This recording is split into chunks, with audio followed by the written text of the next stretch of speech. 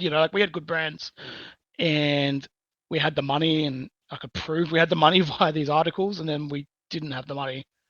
So Yep. it felt like guilt. That's why I didn't go to that DreamHack. Um, I just felt guilty by association, I guess. And it's just because I'm the one doing the pitches, I'm the one doing the contracts, and now we can't pay. Feels like, should I pay with my own money? Like what am I supposed to do?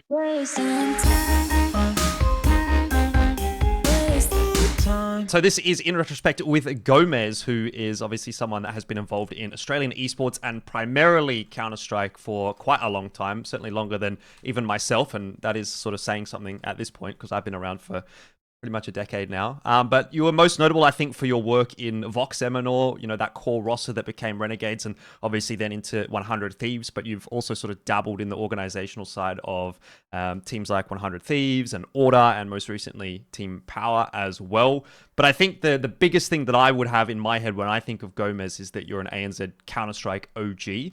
And so that's where I kind of want to start this story, and that's where I want to start your In Retrospect. The first question I actually have for you, and I think this is something that people have probably forgotten about you or that doesn't get brought up anymore. When I first started going to esports events that you were at, people would always be talking about Coach Mog, which was obviously you, and even your teammates and the teams that you were organizing and teams that you were playing against. They all knew you as Mog or Coach Mog, but that doesn't really come up much anymore. So where did that come from? What even was that? Who in the world actually is Coach Mog? Coach Mog is me. It came from a time in Counter-Strike where you used to do your alias backwards. Right. So Gomez became Zmog, and then Chad Sponge decided to shorten that to Mog. And then I guess at the beginning I was manager and coach, so I guess it was just Coach Mog. Yep. It probably came up in the in-game client, the coach, T-Coach Mog. That probably would have come up or something, and that's probably how it got stuck. Yeah. All right. Well, there you go. That's the story behind Coach Mog, which doesn't really get brought up much more. Everyone just knows you as Gomez, or I think actually now you're probably more in the world where people are talking to you as Chris, right? Do you use your alias much anymore, like in this business side? Very rarely. The only people that call me Mog still are probably the 100 Thieves guys. So Justin, Aaron, and Chad. Those sort of guys that I talk to fairly often. The true OGs. And obviously we want to talk about that era quite a lot because, for me, obviously I'm a Counter-Strike guy. Most of my viewers are interested in Counter-Strike. So a large portion of this discussion is actually going to be around that Vox Eminor roster and the transition that they had all the way through to the 100 Thieves. And, obviously we'll finish things off with what you've been up to more recently. But I want to start with the formation of Vox Eminor. So again, this is actually even a little bit before my time. So you can correct me if I get anything wrong here, but it was back in October 2012, and it was Vox Eminor, the organization, that signed a team called Legionnaires. At the time was Sponge as a Havoc, Top Gun, and Sniper. Were you involved at the team at that time? Like, were you part of Legionnaires? No. I came in 2013. And the only reason I came in is because at the time I was working for HLTV. And so my job, I guess, was to watch European Counter-Strike during the nights, and then during the day I would either play Counter-Strike or watch Australian Counter-Strike at LANs and whatnot. So I could get an idea of how good the Australians were compared to the Europeans. I don't think anyone knew at the beginning of CSGO like how competitive Australia would be, because we did something similar to NIP where we mixed 1.6 players with source players. So yeah, they weren't really sure. No one was sure. And MSI Beat It was a sponsor. MSI was a sponsor of ours. MSI is in the motherboard, graphics card, laptop brand. They were a sponsor of ours. And I tried to convince them in Taiwan to give us a spot, like, oh, we're MSI team. Surely we can go to the event in China. It was MSI Beat It. And they were like, no. Like, it's a professional event. We've got all our teams sorted. And I said, well, what if I run the qual for you? Because they didn't want to give us the spot directly. Right. So I was like, what if I run the qual for you? And the CG post still exists. And I said, I'll run the whole qual. I'll run everything. I'll do the entire thing. And the winner can go. All you have to do is pay for their flights and a comm. There'll be no prize money for the qual, nothing like that. And Alicia, who was the MSI rep at the time, agreed. And we ran a qualifier, and it was going to be either Vox Eminor or Archaic, which was the other. I think they were the actual MSI team at the time. We weren't yet. We were like in talks with them. So there was like the two teams, and whoever won was going to go. And then Vox Eminor won, and because I ran the event, they said, "Do you want to go? You know all the players that won. You know all the European players because of HLTV. HLTV is going to cover the event. Do you want to go and sort of connect?" So they sort of had like a chaperone type thing, because this was pretty early on for international events, especially to China. So yeah, I agreed to go. I took time off work. I was working full time as well. So I took time off, went with them, and it went pretty smoothly. I actually casted some of the games in English with I'd Anders. love to see that. We were one of the first. I think we were maybe one of the very first English broadcasts for CS:GO at the time for a tournament. So me and Anders casted a few games. I did some with Khan from Fnatic, and just kind of just filled a lot of different like little roles. But yeah, that was that. The other thing I should probably mention is my parents were living in China also at the time, so I knew China pretty well. I'd been there a few times before. I knew where to go. I speak a little bit of Chinese, and I could make get myself through. So I think all that sort of just came together to sort of create a role that didn't really exist, I guess. And then from there we had really good success, and I officially, I guess, joined, which was later after that, when they went to Sweden for DreamHack. Yeah, I mean, I think to be honest with you, like back then, especially, that was kind of what esports was. It was kind of just like you just do whatever is there, and if there's something that you got to do, you just got to do it. And so you just sort of maybe fell into that position and found a way through. But I actually wanted to know, what were your thoughts on the team at the time? Because like obviously now we know they went on to do very great things, and they're probably still one of, if not the most recognizable Australian Counter-Strike teams. So what did you think of them, like back in 2012 or back in 2013? Did you think that they were, as you said, like you were watching European Counter-Strike and you thought that they could be competitive, but did you really think that they could actually do what they then went on to go and do? Obviously, it's hard to say because I didn't have a lot of experience with the Western Australian, so Sponge and Sniper. I knew Top Gun from 1.6 or maybe even 1.5 before that. I knew him from then, and I knew Aaron because obviously, or AZR from the Queensland scene, and I knew a little bit of Havoc because he played a few tournaments at Elysium for Source Nats and things like that. But I don't know if the Westies just didn't go to that many, or they were doing other things at the time. But I just don't recall them really being at Elysium that much compared to Havoc and those sort of guys, and Top Gun and those sort of guys. So I didn't know them that well. I think I was biased coming from a 1.6 because I just assumed 1.6 players would be better. And I thought that maybe there should be other people in the team instead of them. But people like Yam, Benor, Gaza, like these sort of guys that were proven international sort of players in 1.6. So didn't know a lot about them. And yeah, just got to meet them, sort of in China, and we just sort of went from there. All right. Well, I want to jump forward a little bit in time then as well, because there's a lot to go through when it comes to a career such as yours that's been quite a long one. So we're not going to go into like all the specific tournaments and stuff like that, but let's jump forward to the first major qualification or invitation, because even again back in 2014, the Katowice, ESL Katowice 2014, which I think was the first major that Vox. Okay, so actually before we get into that, this is one thing. In my head, the team's called Vox. But again, going back to the old days when we would be playing, these early lands of CSGO, I would hear people talking about VoxE. And I feel like a lot of the OGs say VoxE, and a lot of the sort of newer generation of Counter-Strike, and I'm calling myself, quote-unquote, newer generation at that point. Obviously not anymore. But we would say Vox, and you guys would say VoxE. So what do you actually say? Do you say VoxE or do you say Vox? What do you think? We always said Vox. We always said Vox. I think the VoxE was like an abbreviation on Cybergamer or something, like, or maybe Steam groups or something. Yep. I don't think it was that official. Maybe someone like maybe Boomzer or another one of the real OGs may have said it the alternate way, but I always recalled it as Vox. Okay. We introduced ourselves as Vox, so yeah. All right. Well, Vox then goes to ESL Major Katowice 2014, which at the time, I believe you were, well, I mean, obviously you were the first Australian team to compete at a major. The team was still Sponge as a Havoc Top Gun sniper. But again, like, I don't really know or really remember what happened here, but it said an invite. It was, so what was the situation behind that? Were you guys just invited to play at the major? I petitioned ESL. I sent them multiple emails. I still have a lot of emails. I shared one on Twitter a while back, but I basically just said, similar to the story I told before, like, I watch European Counter Strike, I watch Australian Counter Strike. Like, we're not that far off considering we've never played really internationally. We played one international tournament before that, which was MSI Beat It, where we came fourth, I think. Yeah, we lost to Very Games Fnatic, who ended up winning the major, and then SK. And the SK game was pretty close. It was on train, if I recall.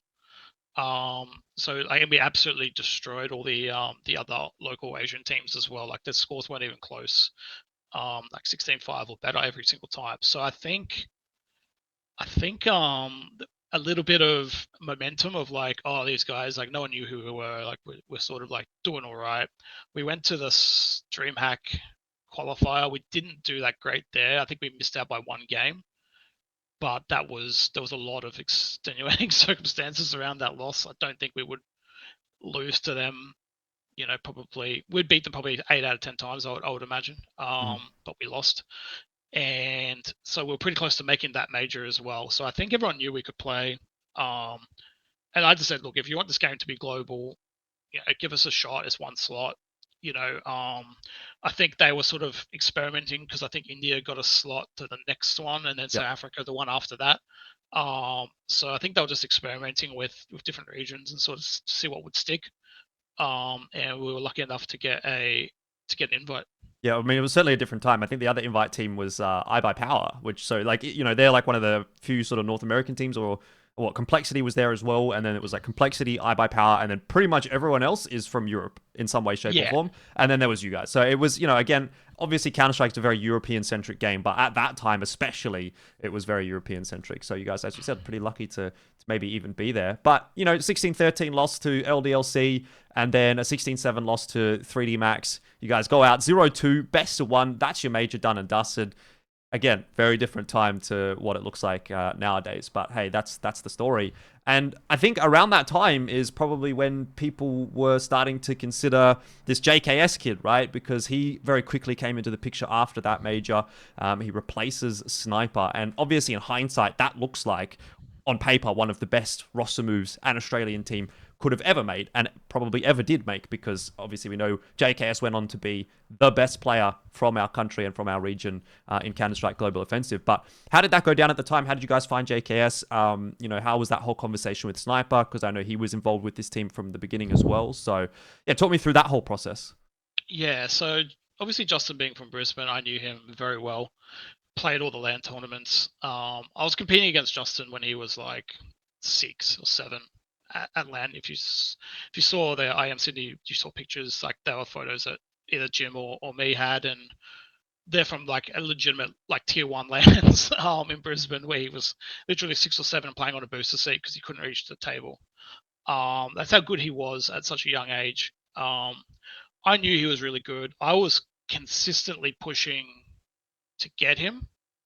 But as far as who got removed, it wasn't my call. I was barely in the team. I was there for maybe a couple of months. I think I copped a bit of the blame for it because it was my guy that was coming in. But I think as far as the roster stuff goes, wasn't really my call. I think if looking back on it, it was probably more just a role thing than anything specifically. They played the same. Justin and Ian were playing similar roles. If you look at the balance of Counter-Strike at the time, Ian or Sniper and Sponge were sort of alternating in-game leading off and on. The team sort of ended up on Sponge as the leader, which obviously pushed Ian to some of those other roles. Havoc was AWPing, Aaron was the entry, and Top Gun was like the anchor, secondary AWPer. So when you look at the roles of what Justin could do and what he would want to do, it made sense that it could only be Sniper. But at the time, I don't think roles were that serious. So I'm not saying that's the reason, but looking back on it, that's what made the most sense, and probably how they fell into that decision. Was there like after that major in particular, was there a thought that okay, we need to make a change if we're going to be competitive? So was that maybe an influencing factor? Yeah, I think just getting sick of losing. And that's a recurring one for us that followed us through for the next 5 or 6 of us to changes. But when you prepare for something so much and you boot camp really, really hard and you practice and you think you've given everything you can and you still come up short, it's very demotivating, and you're just trying to figure out like what is wrong to make this work. Like, why are they better than us? What's the missing piece? What do we not have that they have?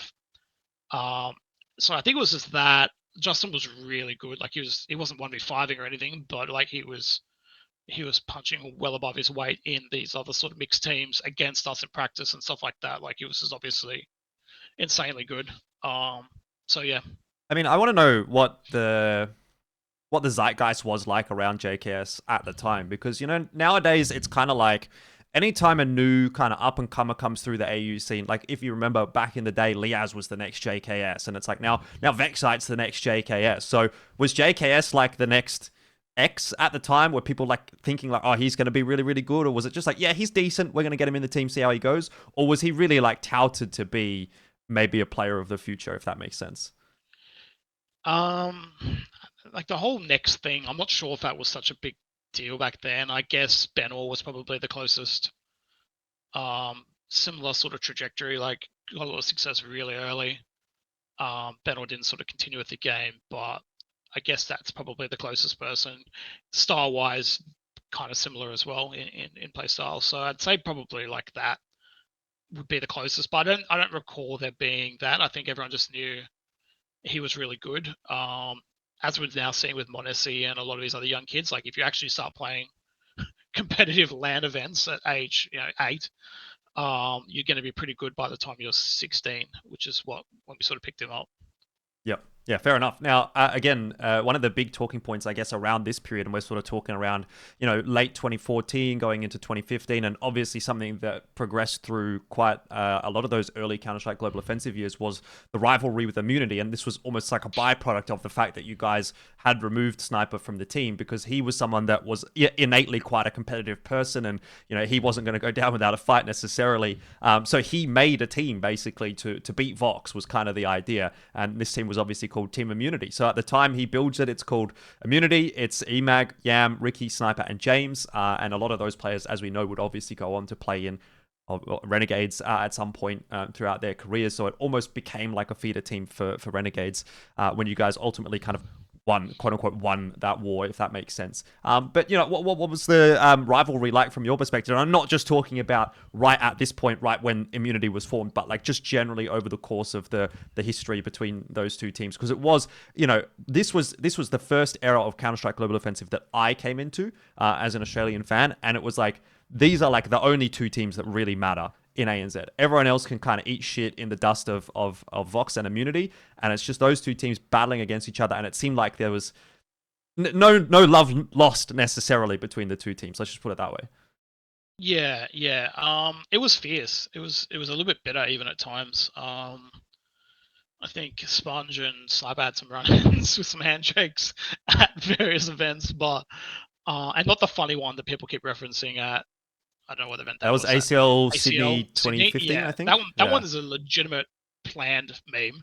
Yep. But there was some fierce ones before that, if I recall. It's Cyber Gamer and a Zubu.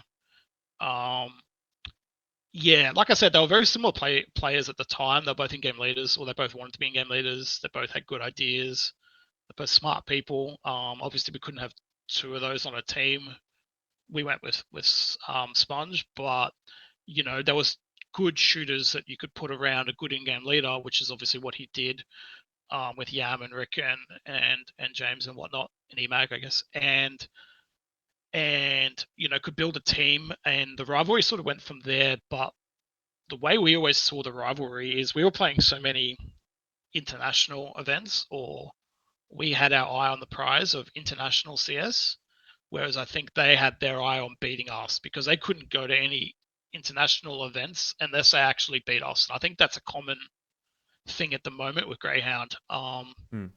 and I think that's why some of the other teams, and including Order when I was there, like I don't think that's why they do so well overseas. I think they're focusing on beating Greyhound, and they were focused on beating Vox Eminor, because if you don't do that, you're not going to go anywhere anyway. So you might as well start there and sort of generate your game plan around that, and then see what happens sort of after that. But we were trying to prepare for international teams, trying to adapt to international meta, and then we'd come and play Oz events, and the meta and everything would be completely different.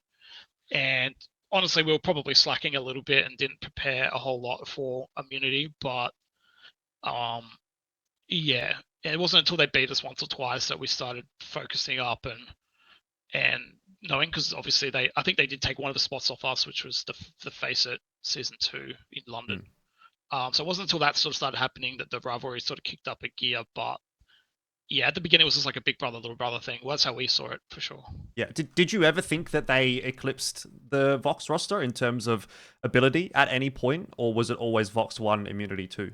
Yeah, no, I think the only other times it was ever close or when we lost was by our sort of shortcomings. We had some, like I said, you have some motivation issues when you come back from overseas and you get slammed, like you don't play for a little bit. Then you have to play a Face-It game a day later or 2 days later, and all these other teams are just feeding and waiting for you to come back. So I think it was just our shortcomings. Top Gun had some issues as well with motivation and commitment because he was getting married and having a kid at the same time, I believe, and working. So there's periods where we weren't practicing for maybe a week on end. And I think those sort of ones probably hurt us a little bit. But the Azubu one was the one I recall where we actually thought they could beat us, and we tried really, really hard. Like we really did geek it and sweat it, and we won that one. So that's the one that I keep going back to, thinking like, when we really did focus on local events, we were doing okay. But they definitely beat us, and we're a very good side. Like they beat us quite a few times. So yeah, maybe it's just a bit of bias. I don't know how much you're really watching AUCS these days. I assume you're still kind of keeping an eye on things, but do you sort of see the parallels between the Greyhound, between the Vox Eminor Immunity rivalry and then the Greyhound / at this point, obviously it's Vertex Rooster. In the past, it's been teams like Avant, Order, obviously during your Order tenure. Do you sort of see those kinds of parallels? Because to me, I think you can kind of look at it on the surface and say it's like kind of a similar thing, but it nowadays kind of feels a little bit different to me in that nowadays I don't really get the sense that Vertex or Rooster is really pushing Greyhound quite as much as what Immunity was pushing Vox at the time, personally back in 2012 or 2013 or whenever that, or probably was more like 13, 14, 15. But yeah, you get my point. Yeah, no, I 100% agree. Until they beat them and actually take something meaningful, because that was what kicked us into gear, was when we lost something meaningful. Until that happens, like I don't think that rivalry is similar at all for now. The closer one I think might have been the old like Order, Tainted Minds, Greyhound, like Chiefs. I think even back then might Chiefs, have been. Like that sort of like 3-way, 4-way, like to get the second. Oh, Kings is another one. That sort of era I think was probably closer, where you didn't know which team would get the spot and who would win. But I think at the moment, those teams just need a breakthrough. Once that happens, the problem is that's only half the fight, because then Greyhound will kick it into a gear and go higher again. Or poach your team. Just sort of keep going. Yeah, or poach another player. So at the moment, no, but I can see like they're the gatekeepers that we were at the very beginning, but Immunity did have some success. Yeah. All right. Well, I guess that's enough Immunity discussion. We'll move on from that, and we'll talk about IEM Katowice 2015. So this was, I think, the big famous one, right? That everyone remembers. It's the documentary. It's the Road to Katowice doco. If you want to have a look at that one, check it out. You can. I think all you have to do is search on YouTube Vox Road to Katowice or something, you'll find it. It's like a 4 or 5 minute doco, and it's really nice. Actually, this is one of those ones where it seems to keep getting brought up, and I think I've heard Sponge talk about it a couple of times, where like when he wants to feel a bit better about if he's feeling shit or whatever, just goes back and watches that doco, because it's a real feel good documentary for AU Counter-Strike. But I also feel like this was kind of a bit of a breakout event for you guys, in the sense that you know, the previous couple of majors that you'd attended, this was, I think, the third major that you guys went to as Vox. The first one you got invited. The second, there might have been like an Australian qualifier that you won, which is kind of like, okay, you know, you win an Australian qualifier, but that's not a huge deal. But this was like, okay, you had to go and play on LAN against like top teams in the world, basically, to qualify for the major. And this was kind of seen as like qualifying the legit way for the first time. So did this one feel a little bit different? Did this one feel kind of special for the team and, you know, for yourself? Hard for me to comment. I wasn't with the team at the qualifier. Oh, I flew in the following week after they qualified. I right. couldn't get time off work. At that point, I had a day job as well.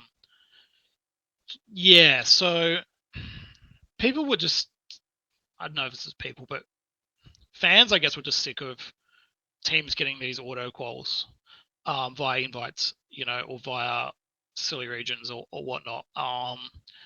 And I don't know if we were made to do it or we volunteered to do it. It's possible there wasn't a spot and we just said, can we play the European one instead? And they just said, yeah, sure. Like, if you want to fund that yourself, go for it. Because this is obviously way before the time where, you know, things are paid for you. You pay your own way. You find your own hotel. You find your own Ubers or trains, whatever you do. And you play the event. So we funded our own way.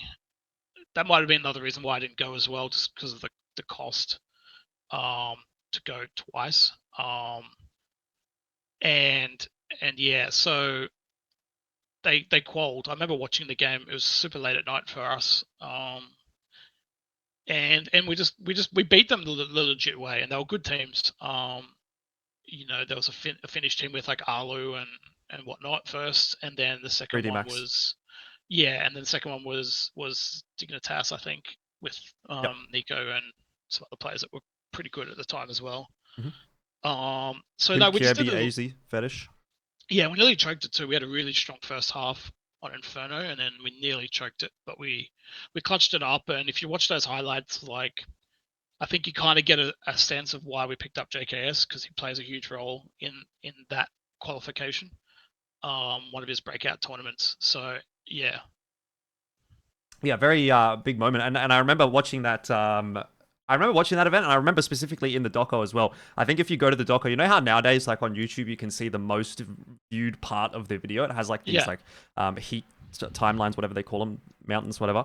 The most viewed spot is where there's like a shot of like nothing sitting in the front row in front of Vox, like just cheering while you guys are like winning. So what was the vibe around Vox at the time? Because I feel like it was a very beloved team, if that makes sense, right? You guys, I remember as well, were pretty friendly with like Fnatic or NIP, or maybe both of them going back due to like boot camps or something like that. So it seemed like the Vox roster had a really good relationship with like a lot of the top pros internationally. So kind of a lot of people were like almost pulling for them to get through.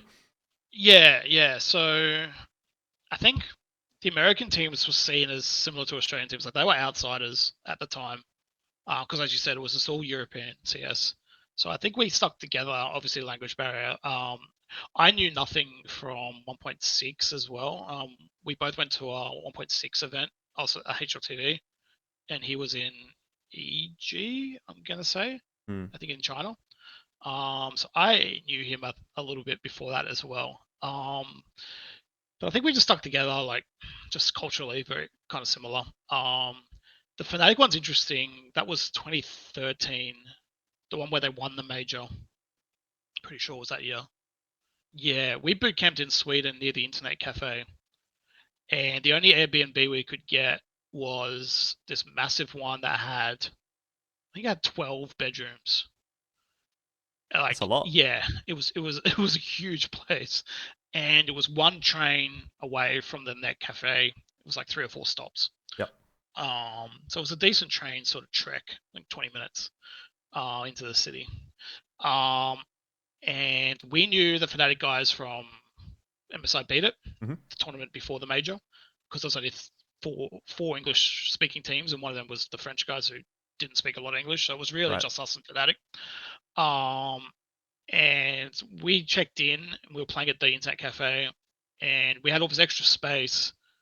And I messaged Khan, because I knew him from obviously HLTV. I said, do you guys want to boot camp with us? Like, we're struggling a little bit with trains and whatnot, like travel and language, and we have all this extra space. Their team was super new. They came in about halfway through our boot camp and stayed with us at our boot camp.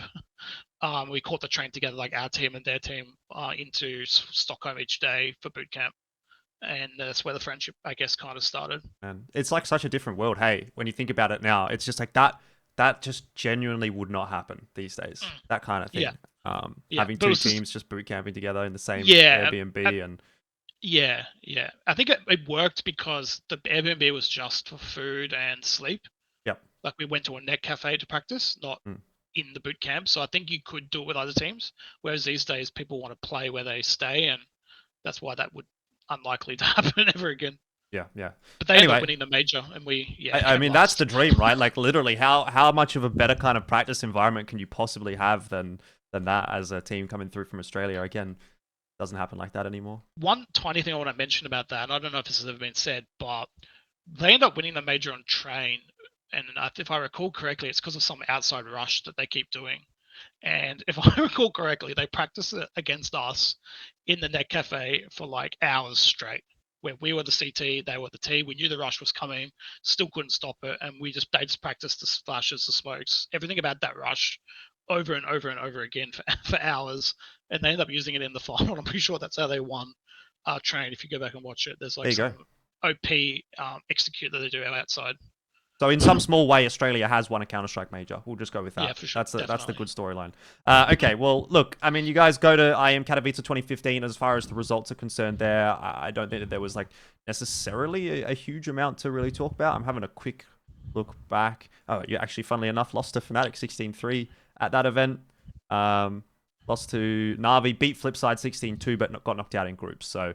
Oh, was this Navi game? Okay, just a quick aside. Was this Navi game? Do you remember? Was this the one where they were recording the audio of the players, and then everyone was like getting hyped up because they won a round or something in the second half or some shit like that? Again, see, this is another instance where Vox as a team kind of had personality, and people like really just watched this and they fucking loved it, even though you guys were just getting owned. They watched that and they were like, "Oh, these guys are so funny." They keep saying diggity, and then they cheer when they get one kill or something in the second half. Yeah. So it was played on because it was in the group stage of the major, but we were like the, I guess, game of the round, which was played on a mini stage. If you've ever been to Katowice, in the exhibition hall where all the booths are, like the Steel Series, Intel booths, like they're all there, and there's just like this little mini stage set up. And it was like game of the round. We'd go and play there. So I think because we were on that with like the headsets and it was a stage match, I think that's how the recordings sort of happened more so than anything else. And then they got published, and everyone thought it was hilarious that we were losing. But if you go back and watch it, like a lot of the rounds are really close. I think Justin 1v5s them like 3 or 4 times, but just fails in the last kill, like say 1v4s, like 4 or 5 times, and keeps us in a lot of rounds. But we end up losing like 16-3 or something. But back then, that was the Inferno where you could smoke from A to Banana. And that wasn't uncommon. Fnatic did it to us the match before, which was another like 16-3, and we would do it to other teams as well. Like it was pretty common for that to happen. But we beat Flipside, which had Blade and Markelov, maybe even.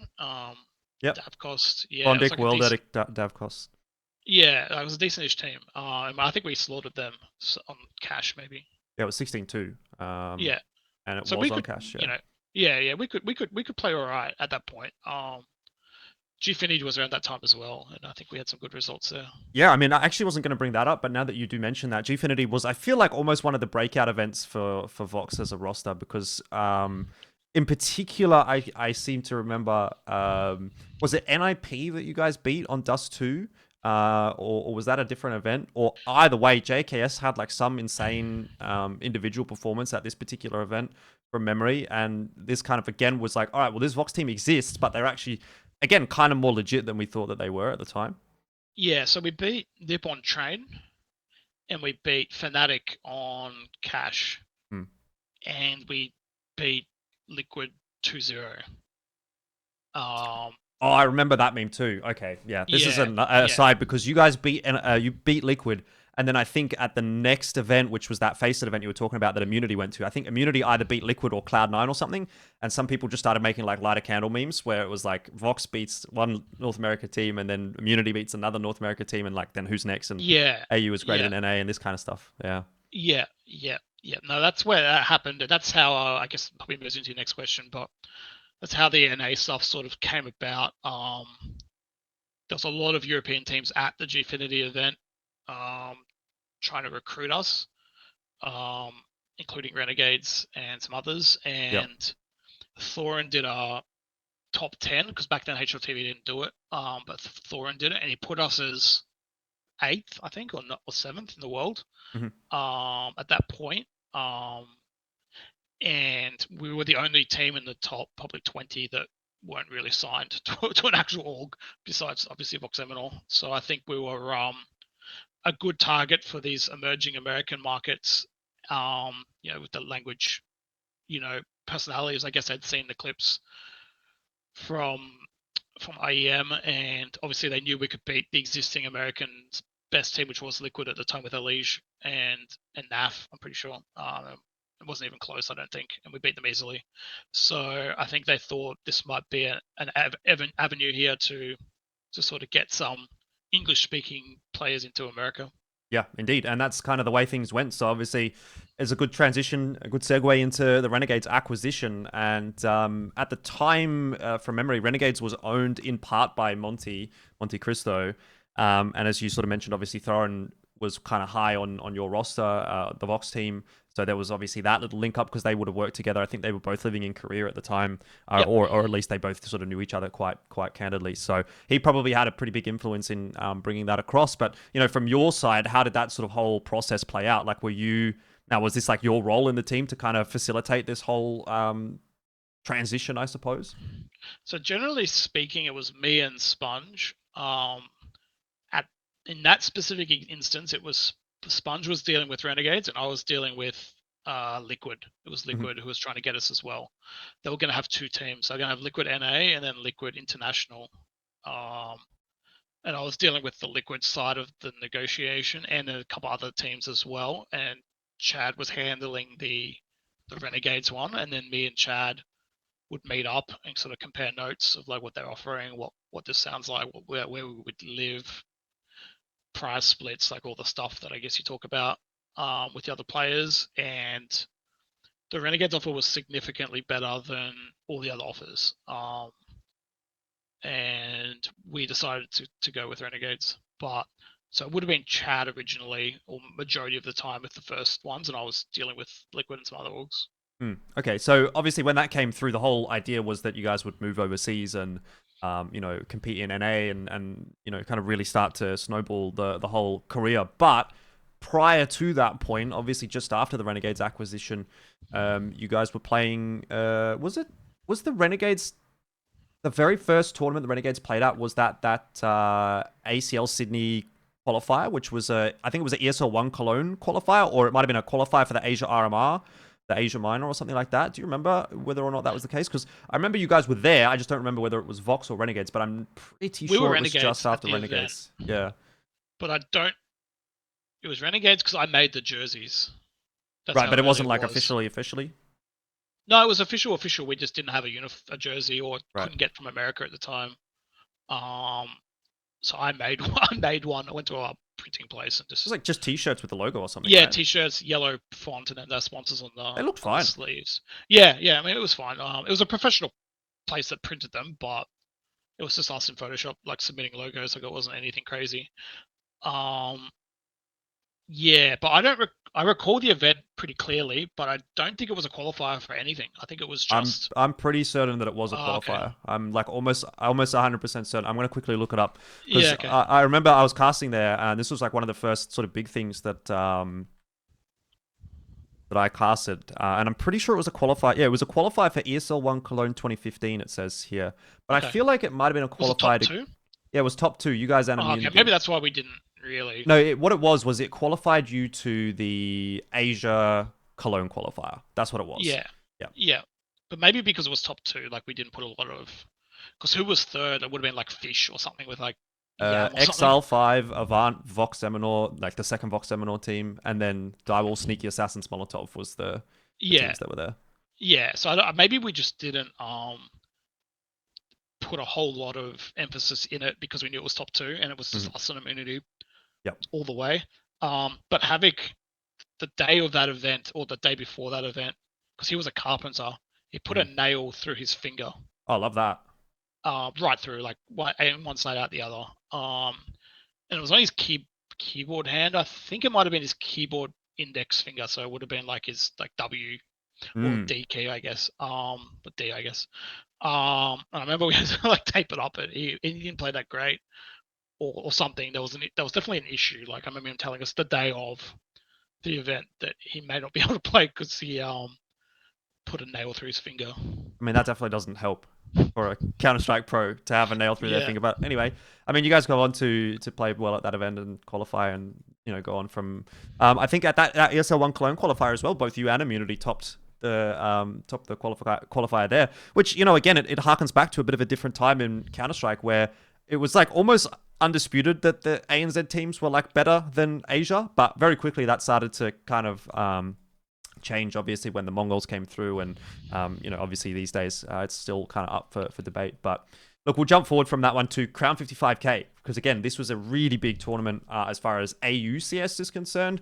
And from my personal perspective, I kind of feel like this is the event that puts Australia on the map as far as Counter-Strike is concerned.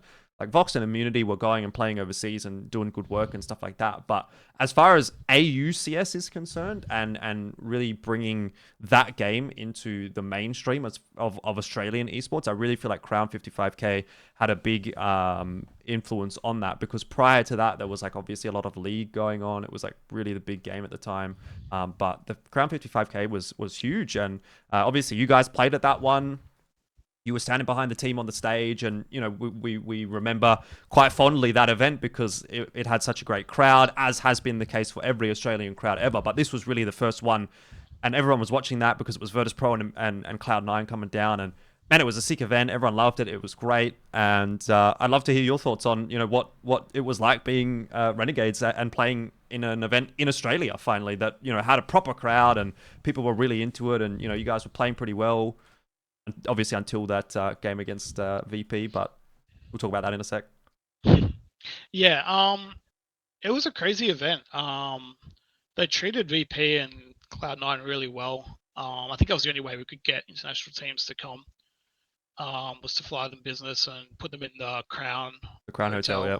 And they had decent rooms. Like I don't think they had suites, but they were up there with the quality of the rooms. Everything was comped and paid for by Crown. Crown had just launched Crown Bet at the time, and I think that was potentially their way into maybe getting into esports betting, but I think they got quickly bought out by Sportsbet or someone else like straight after the event. Anyway, it didn't last much longer. But that was their idea. They were going to sponsor Renegades as well, Crown Bet at one point, but didn't go through. But the event was crazy. That's probably when this thing of like Australians drinking and watching CS became a thing, because that arena or venue was used for like boxing, Michael Jackson concerts. Like when we're in the green room behind, like they have photos of all the people that had played in that event. It was like, Michael Jackson, Mariah Carey, Prince, like just various superstars, I don't know, Muhammad Ali, Mike Tyson, I don't know, just various like celebrity boxers and singers and whatnot. And they told us after the event that we outsold any other event in alcohol consumption. And our event wasn't even that long. Like it was like one day, 4 hours or something. Two days. Like one day was like AU only, and I can't even. I don't remember if that even had a crowd. Yeah, so it was only one day actually. Yeah, I think you're right. Yeah. So it was like a couple of matches, and we outsold like all these sports events with alcohol sales, and I think that's probably where a lot of the industry people kind of maybe caught on that maybe esports has some legs here. Maybe not because of ticket sales or anything, but because of the consumption of concessions and whatnot. Yeah. Yeah. Actually, funnily enough, and anecdotally, that is not the only time that has happened. I believe IEM Sydney 2019 broke the record in Kudos Bank Arena, and as I understand, IEM Sydney 2023 also broke the record in the Aware Super Theatre this year. So there's a track record of it for sure. Yeah, so I guess we have all 3 records of every arena we've ever played in. Yep. Anyway, look, talk to me about just being on the stage and, you know, feeling the support from the crowd and stuff like that. And also, what was going through your head when you were watching JKS and Havoc in that 2v1 clutch against Taz on Cache? Because if you remember at the time, I believe the score was 14-15 to Virtus Pro. This was map 3 of the semi-final. I think Immunity had already won their game against Cloud9 and had gone through to the grand final. And you guys were, you know, obviously in a position to potentially beat Virtus Pro in this game as well. It was a 2v1 post-plant clutch to take it at least to overtime. Obviously, Taz, we know, goes on to complete that 2v1 in what was one of the most painful moments in AU CS at the time. But yeah, what was it? Because I saw you sitting on the stage. I'm pretty sure I watched the VOD and I'm like, I'm pretty sure that's Gomez sitting on the stage. It's quite low quality at the time. But I looked at you, you know, you're sitting behind the stage. So were you like listening to the comms? Were you feeling the whole situation? I recall the comms. I don't know if I recall them because of it live or we replayed it afterwards in demo review, but I recall the comms clearly that he was coming from Checkers. He'd come from Vent or whatever, but he was in the Checkers part of the site, B site, and Justin and Havoc were like in a crossfire between Bomb and I can't remember what we used to call it, like Headshot. Silo. Or, it was like next to that box next to Headshot, and then the other side, like behind those missiles. I think we call it missiles. Yep. And they actually timed the peak, like it was like a proper 3-2-1 peak, and they do, like, it's actually coordinated quite well, and they both peak, but he actually just lands both shots, headshot, and then just flicks the other guy and kills them both. So I remember Havoc, because he was in the clutch with Justin, he was very vocal about afterwards that we didn't play it wrong, like we didn't panic, we didn't peak one at a time, we played it correctly. Now looking back on it 10 years later, how correctly is correctly, like in my head it was like exactly, you know, symmetrical peaking, but maybe it wasn't. But I recall us thinking at the time like we did nothing wrong. He just landed some insane shots, and he won that match for them. And then Immunity had already beat Cloud9, or maybe they were next. Whatever. I think they had already played, but either way, you know, Immunity won their game. You guys just lost your game, and there was definitely a world where it could have actually been Vox versus Immunity in the grand final, which would have been absolutely crazy. And I think we were upset at ourselves because we lost to Immunity the day before, which is why we had the second seed, which is why we had to play VP. Yep. And they had to play Complexity. Cloud9. No, Cloud9. Because Cloud9 was significantly weaker than VP. And we knew we could beat Cloud9 pretty easily. Well, we thought we could. And we end up giving, I guess, VP the closest run, because I think in the final they run over and steamroll Immunity.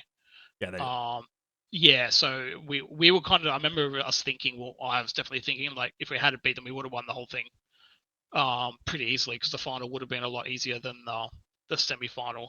VP was definitely the strongest team. They were like in peak major sort of winning form and whatnot. Like they were juggernauts.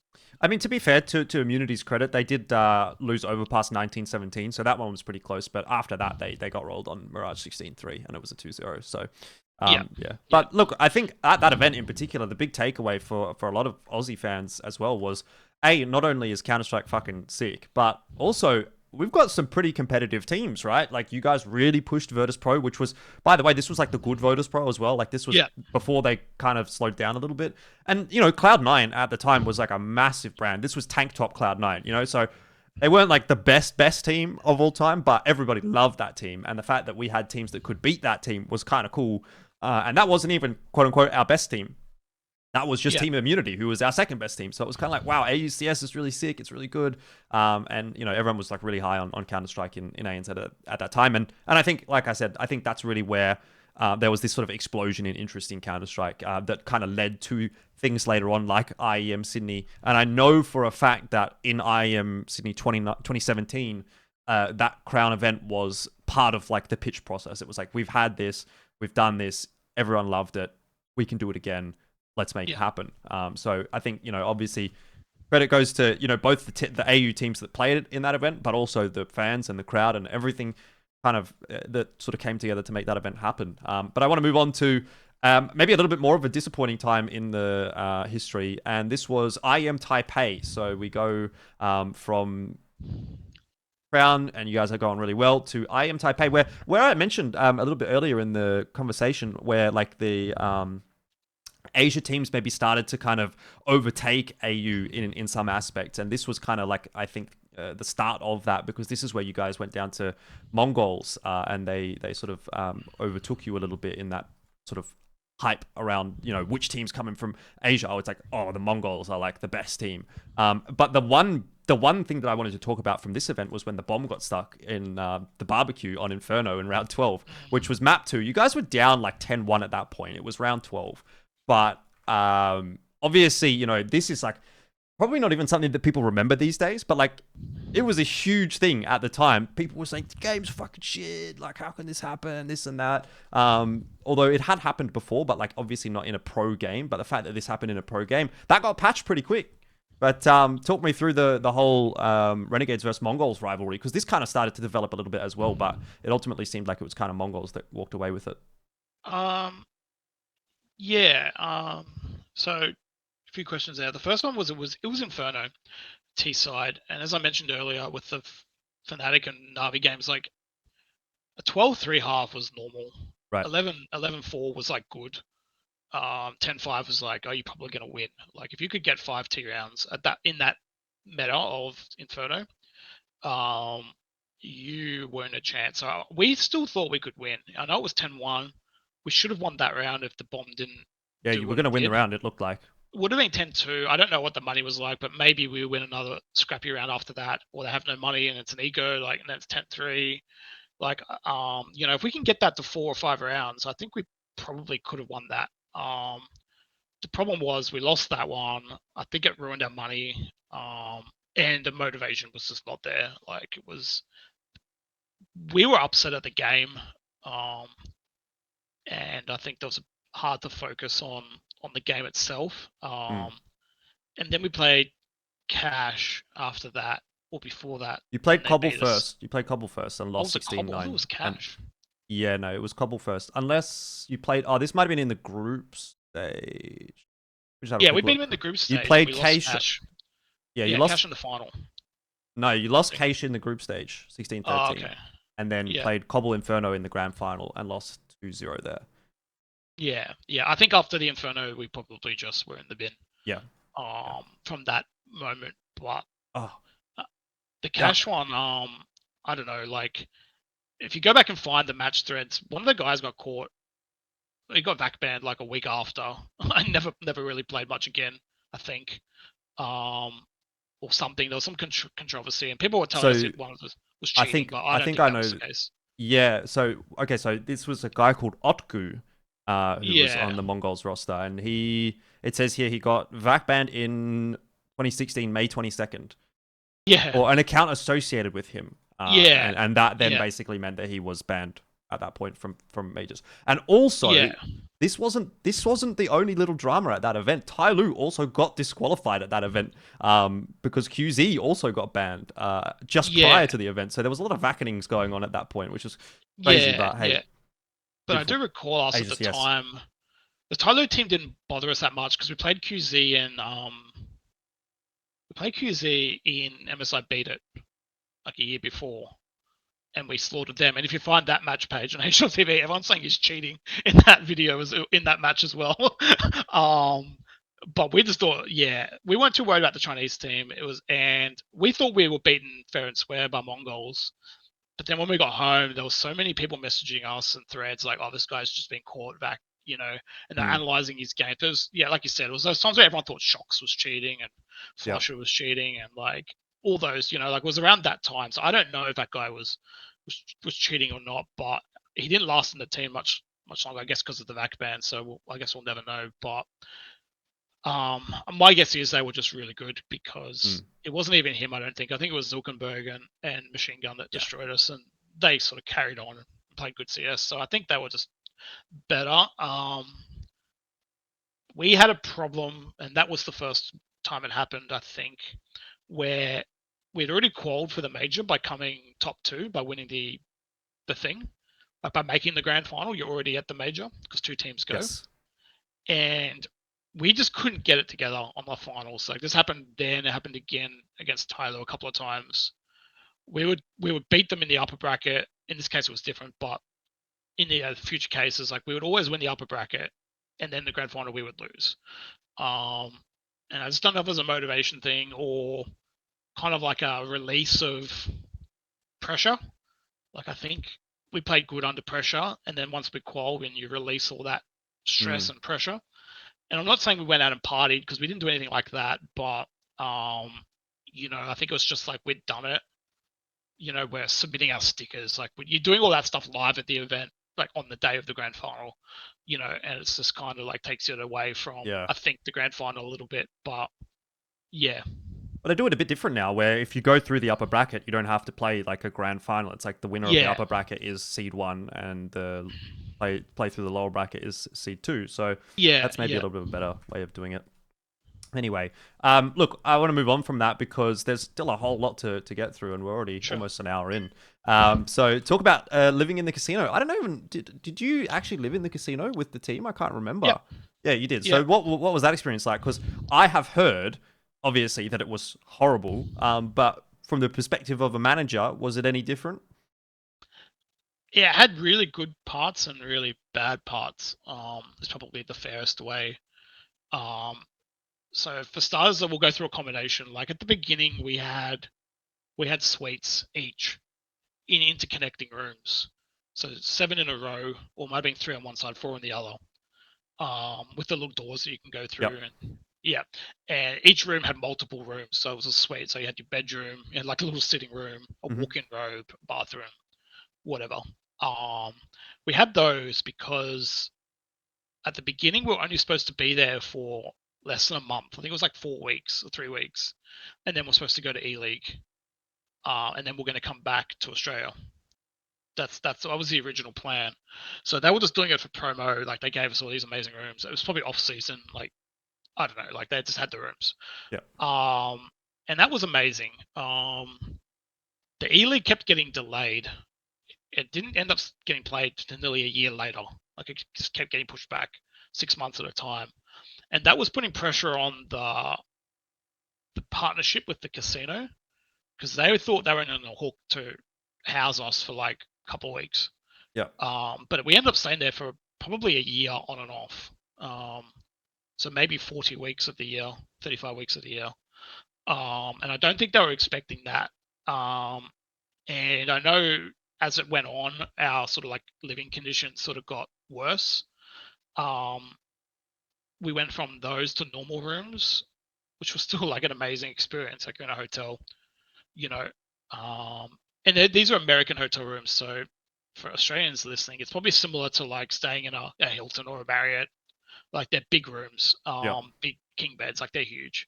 So we went from that to that, and then we would play a tournament or whatever, come back, and our rooms would be gone because they needed them while we were playing events. So we didn't have our own rooms, and we just kind of got put into random rooms in the hotel. And then there was a couple of occasions, it didn't happen that often, but at least once or twice, where there wasn't even enough rooms for all of us, and they'd put 2 in a room. Once again, like not the end of the world. Like I'm sure heaps of teams have done boot camps where there's 2 people in a room. You're still getting like 2 queen beds. Like the rooms are huge anyway. Like it's not a huge deal, but when you live there, it was kind of getting a little bit interesting. So accommodation varied from really good to all right to not so good. But it wasn't their fault. It was just E-League just kept getting delayed.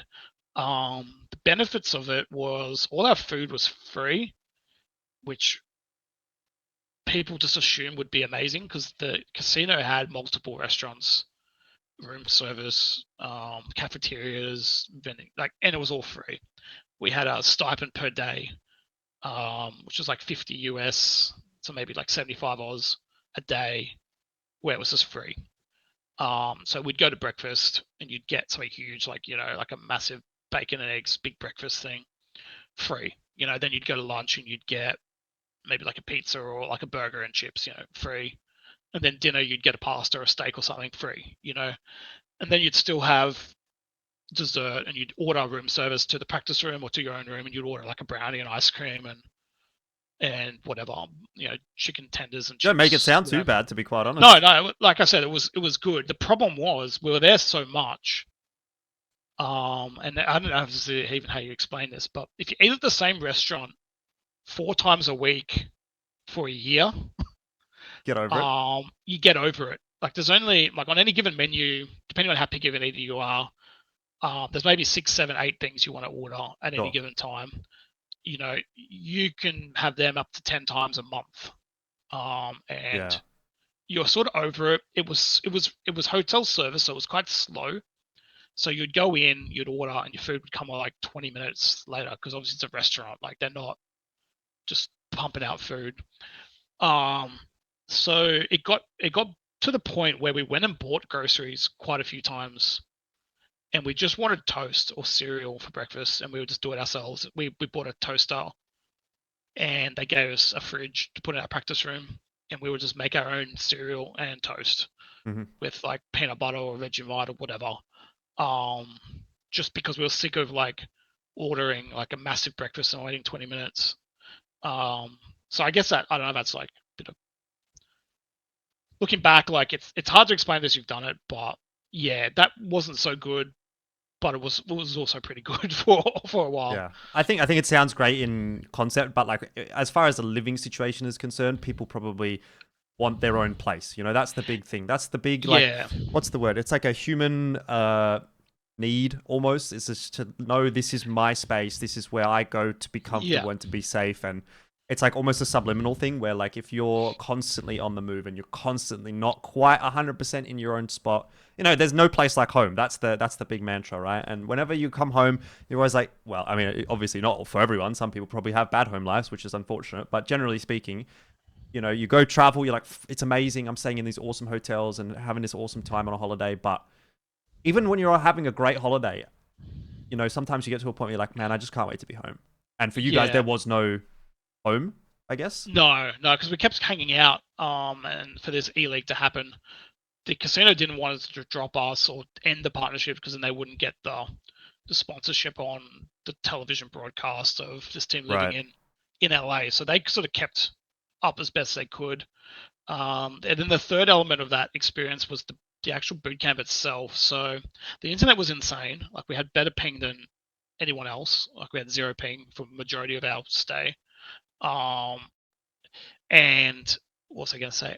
Our practice room originally was on the casino floor.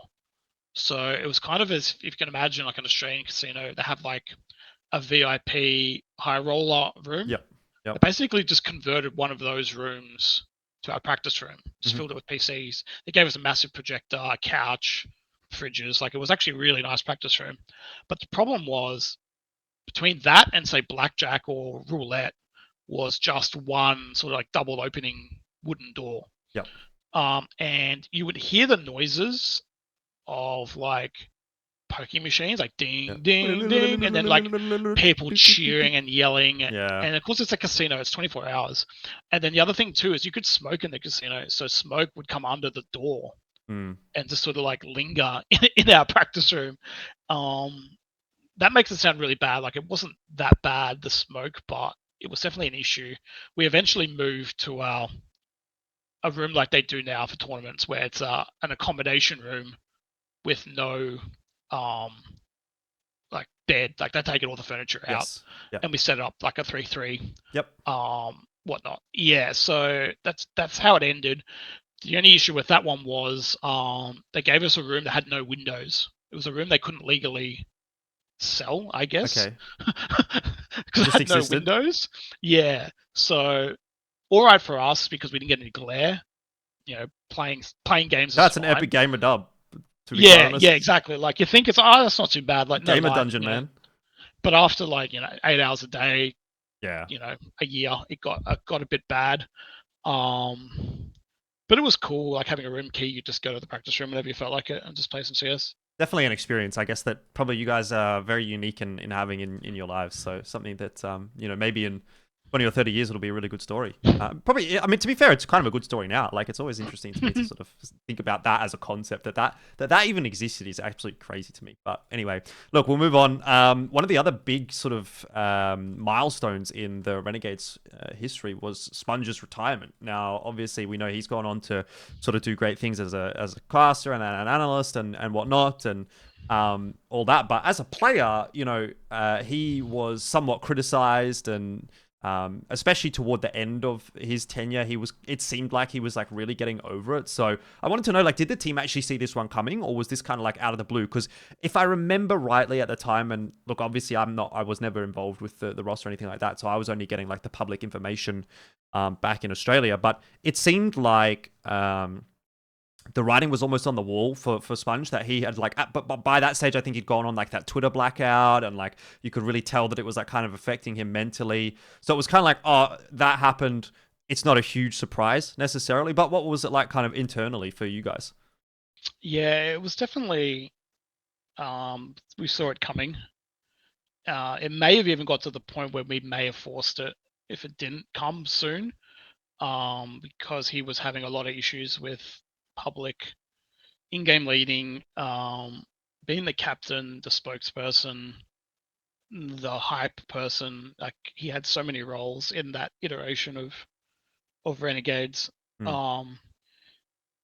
But the day of the last match before he retired, he told us at breakfast he wasn't going to call that game. Okay. Because it was a Swiss. I think we're down 0-2. And he was like, it's obviously not working. Yam, you're going to call. I'm not calling. And I think we convinced him to keep calling and just like, oh. But then after that, he told me in the airport, or maybe even the day before the airport, that he was going to retire and quit. And he was meant to tell everyone at the airport, because I knew, no one else in the team knew. He was supposed to tell us at the airport, and he didn't. And I was like, oh, I don't know what's going on here. But then he told everyone when we got back in TeamSpeak a couple of days later. Like, it was pretty standard. When you get back, you just hibernate for a day or two and then sort of regroup. And he said he wasn't going to continue. And all the players were kind of like a little bit of, I guess, a bit of relief at the time. I think we would have come to regret those feelings a little bit later, but because he did so much for the team, I don't think we realized at the time exactly how much he did, but it was the right time for him. He wasn't handling it the best. I'm sure he'd admit that. And, if he's not going to call, then there's not really a role for him moving forward. Yeah, I mean, it made sense. Like you said, it seemed like it was kind of the right time for him. And obviously, he went on to kind of go and, I would say, have a much more successful career in the second half, or the second portion of his career in Counter-Strike Global Offensive. And, who obviously knows what happens in Counter-Strike 2. He's kind of in that position where it could kind of go anywhere. But what was kind of the fallout of that within the team, right? Because you obviously had to fill the in-game leadership hole. As you've said, Yam ultimately ended up being the one to kind of jump into that initially. But was that like an obvious choice? Was it kind of like, Yam's just going to be the IGL now? Yeah, Yam was IGLing Immunity before he joined. Mm-hmm. There was a period towards the end of Immunity where I think Sniper was removed, and he went to maybe Legacy, or he was coaching Legacy even, or something. And Yam and EMAG, I think, were doing a fair bit of in-game leading, sort of on and off. But Yam had done it before 1.6 as well. Yam had done it in Go at various times. Yam knew what to do, and the alternatives were like Justin, no chance. Aaron, at that time, no chance. And I guess Ustillo, it would have been Ustillo, so no chance. So it was him, or whoever we got to replace him would be the in-game leader, would have been the decision for sure. Yeah. All right. Fair enough. Well, we'll jump forward a little bit in time then and go to IEM Sydney 2018. And the reason I bring this one up out of any event, of course, is the Renegades and MOUZ game, which is still, to this day, one of the most well-loved games of Counter-Strike for the Australian public and the Australian fans. It featured obviously the Nifty 50, but also it was, I assume, probably one of the more painful losses for the team because, again, you're playing. This is like the second time, I guess, in the history of the organizer or the roster, I should say, that has obviously changed quite a lot since that event at the Crown Invitational. But that's the second time that team kind of got the opportunity to play in front of an Australian crowd. And again, it was unfortunately a loss. And again, unfortunately, a very close loss as well. So was this a particularly painful game to lose, or were you just excited that event had been so successful generally? Surprising. Like I knew when you showed me what you were going to talk about and you mentioned that question, I hadn't really thought about it at all. Like I can remember the Cash VP 55K one. I can remember the Mongols one. I can tell you like where players were on the maps on all those ones. But for that game, I don't have many memories of it at all. I know it happened again to Mao's, same scenario, same thing at Pro League, and they did it to us again in 2019 or 2018, the exact same situation. But that exact game, like, I don't recall much about it. We did so much press and media that year and the year before that I don't really recall that one too much. And then the one after that was 2019, wasn't it? Yeah. Did that get played? Did we? 2019 happened, and I don't think Renegades made it to the playoffs for that one. Yeah, okay. So 2018 was the one we beat FaZe to make the arena. Yeah, well, I mean, it was the only one that Renegades made the arena in, so that would have to be, right? Yeah, yeah. So I can't even remember the 2019 one at all. So I can jog your memory for 2018 because this event was this. Okay, so it was the Nifty 50 on Inferno where it went to like mega OTs. I can't remember how many. It was like 3 or 4 OTs, and he was like popping off, getting 50 frags. And then on Train, the way that it was like a 2v1. I'm pretty sure. I can't remember who it was. It might have been Rops. But I remember it was Jacob and I think JKS were in the 2v1 clutch post plan. So I remember that one. Yeah. So that was blamed himself pretty heavily for peaking, I think, if I recall correctly.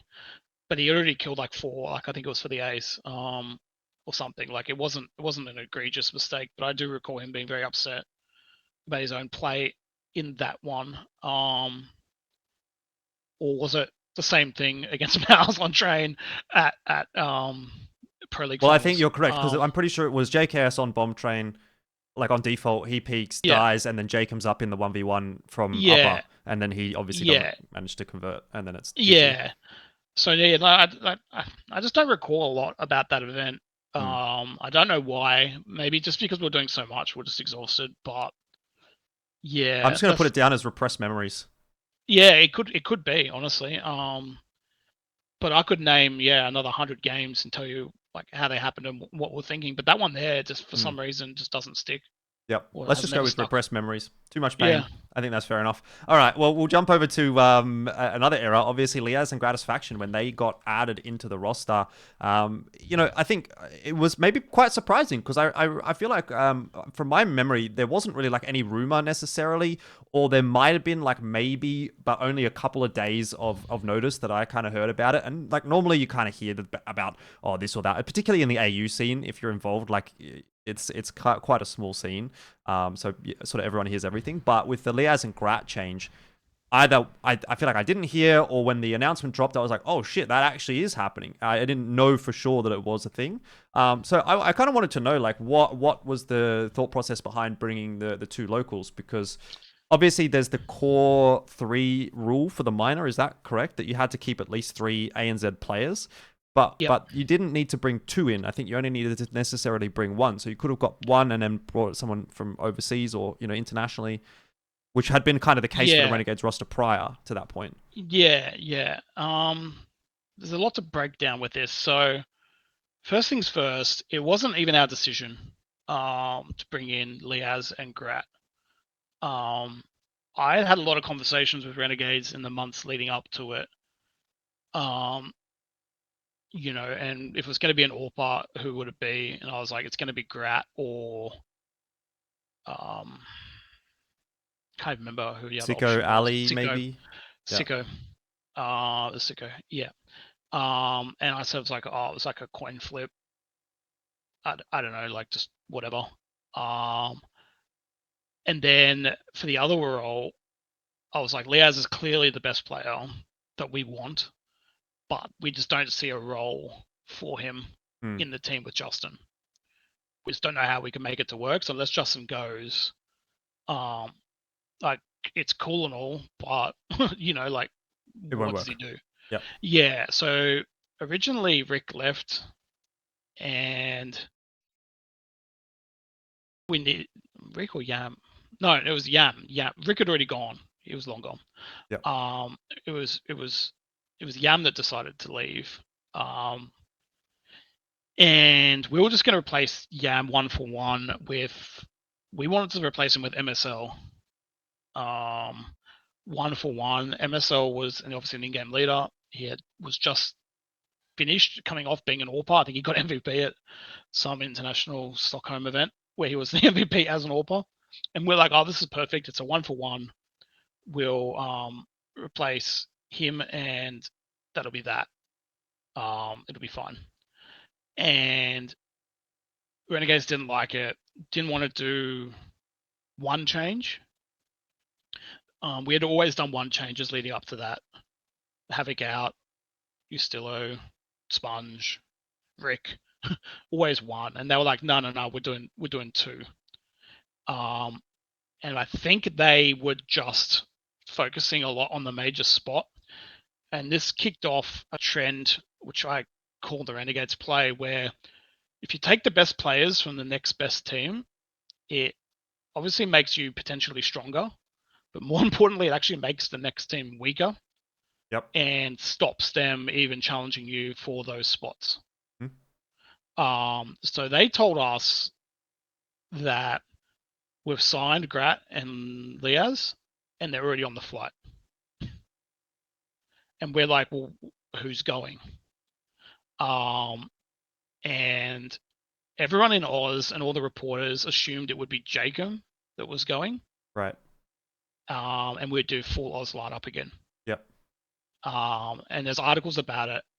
And Jacob's like, oh, okay, am I leaving? And we're like, well, we don't know. Like, it's not even our decision. Like, as players and manager and coach, actually, we didn't have a coach at the time, but we had no say. Or maybe Kassad was there by that point. I think Kassad was in, and then he left for a bit, and then he came back, obviously. Yeah, so it might have even been when Kassad wasn't there. I don't recall the Kassad in and out. But anyway, we had no say in it.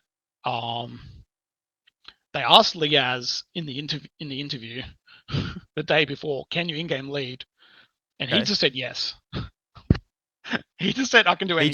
He just wanted to get the opportunity. He just wanted to get a chance. This is like when you go to a job interview and they're like, "Can you do this?" And you're like, "Yes, please. I would like to have this job." So he told them he could do that.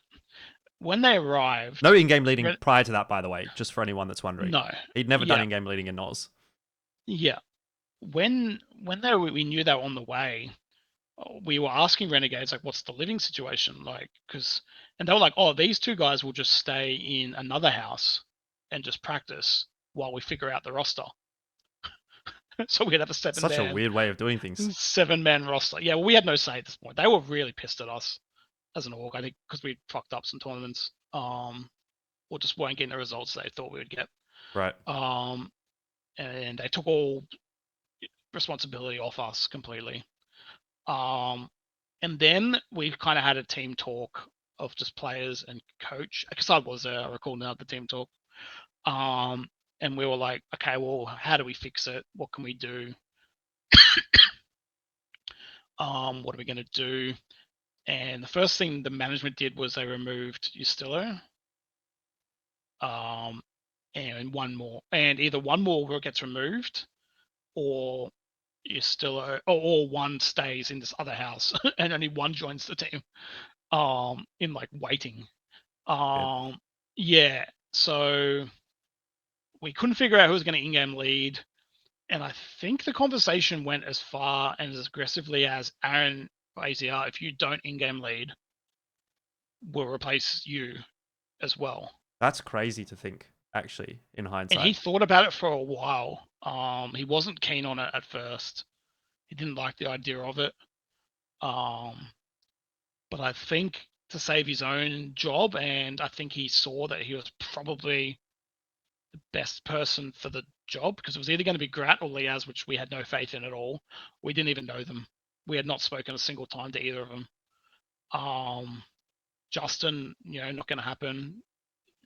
Jacob's English at the beginning wasn't great. It was very good, but not good enough to in-game lead a team of Australians. Mm. And Justillo was already gone. We didn't even make that decision. So it was Aaron or no one. So Aaron's like, okay, I'll try it. We'll see how it goes. So he volunteered basically to do it and started. And then it was super easy then because the two new guys came in and Justillo went out. Yam had already gone like the week earlier. Justillo and Grat and Liazz literally were nearly past each other in the airport. Ooh. I went with Justillo to drop him off at the airport. Because that's just what I did as a manager. And then I stayed at the airport and the other two came. Wow. Pretty sure it was like that close. Obviously different terminals, one's in departures, one's in arrivals, but if I recall correctly, like they nearly overlapped by like minutes. Brought them back, and this is where you're sitting, this is where you're sitting, two vacant seats. Started playing. Aaron was in-game leader, went through all the roles, and that was that. That was that. And it worked out, to be fair, for a moment. I just remembered, obviously it was Nifty that was gone as well, not Yam. It was Nifty, right. Not Yam. Because Grat was the AWPer. Yep. Nifty went to Envy. That's right. Yeah.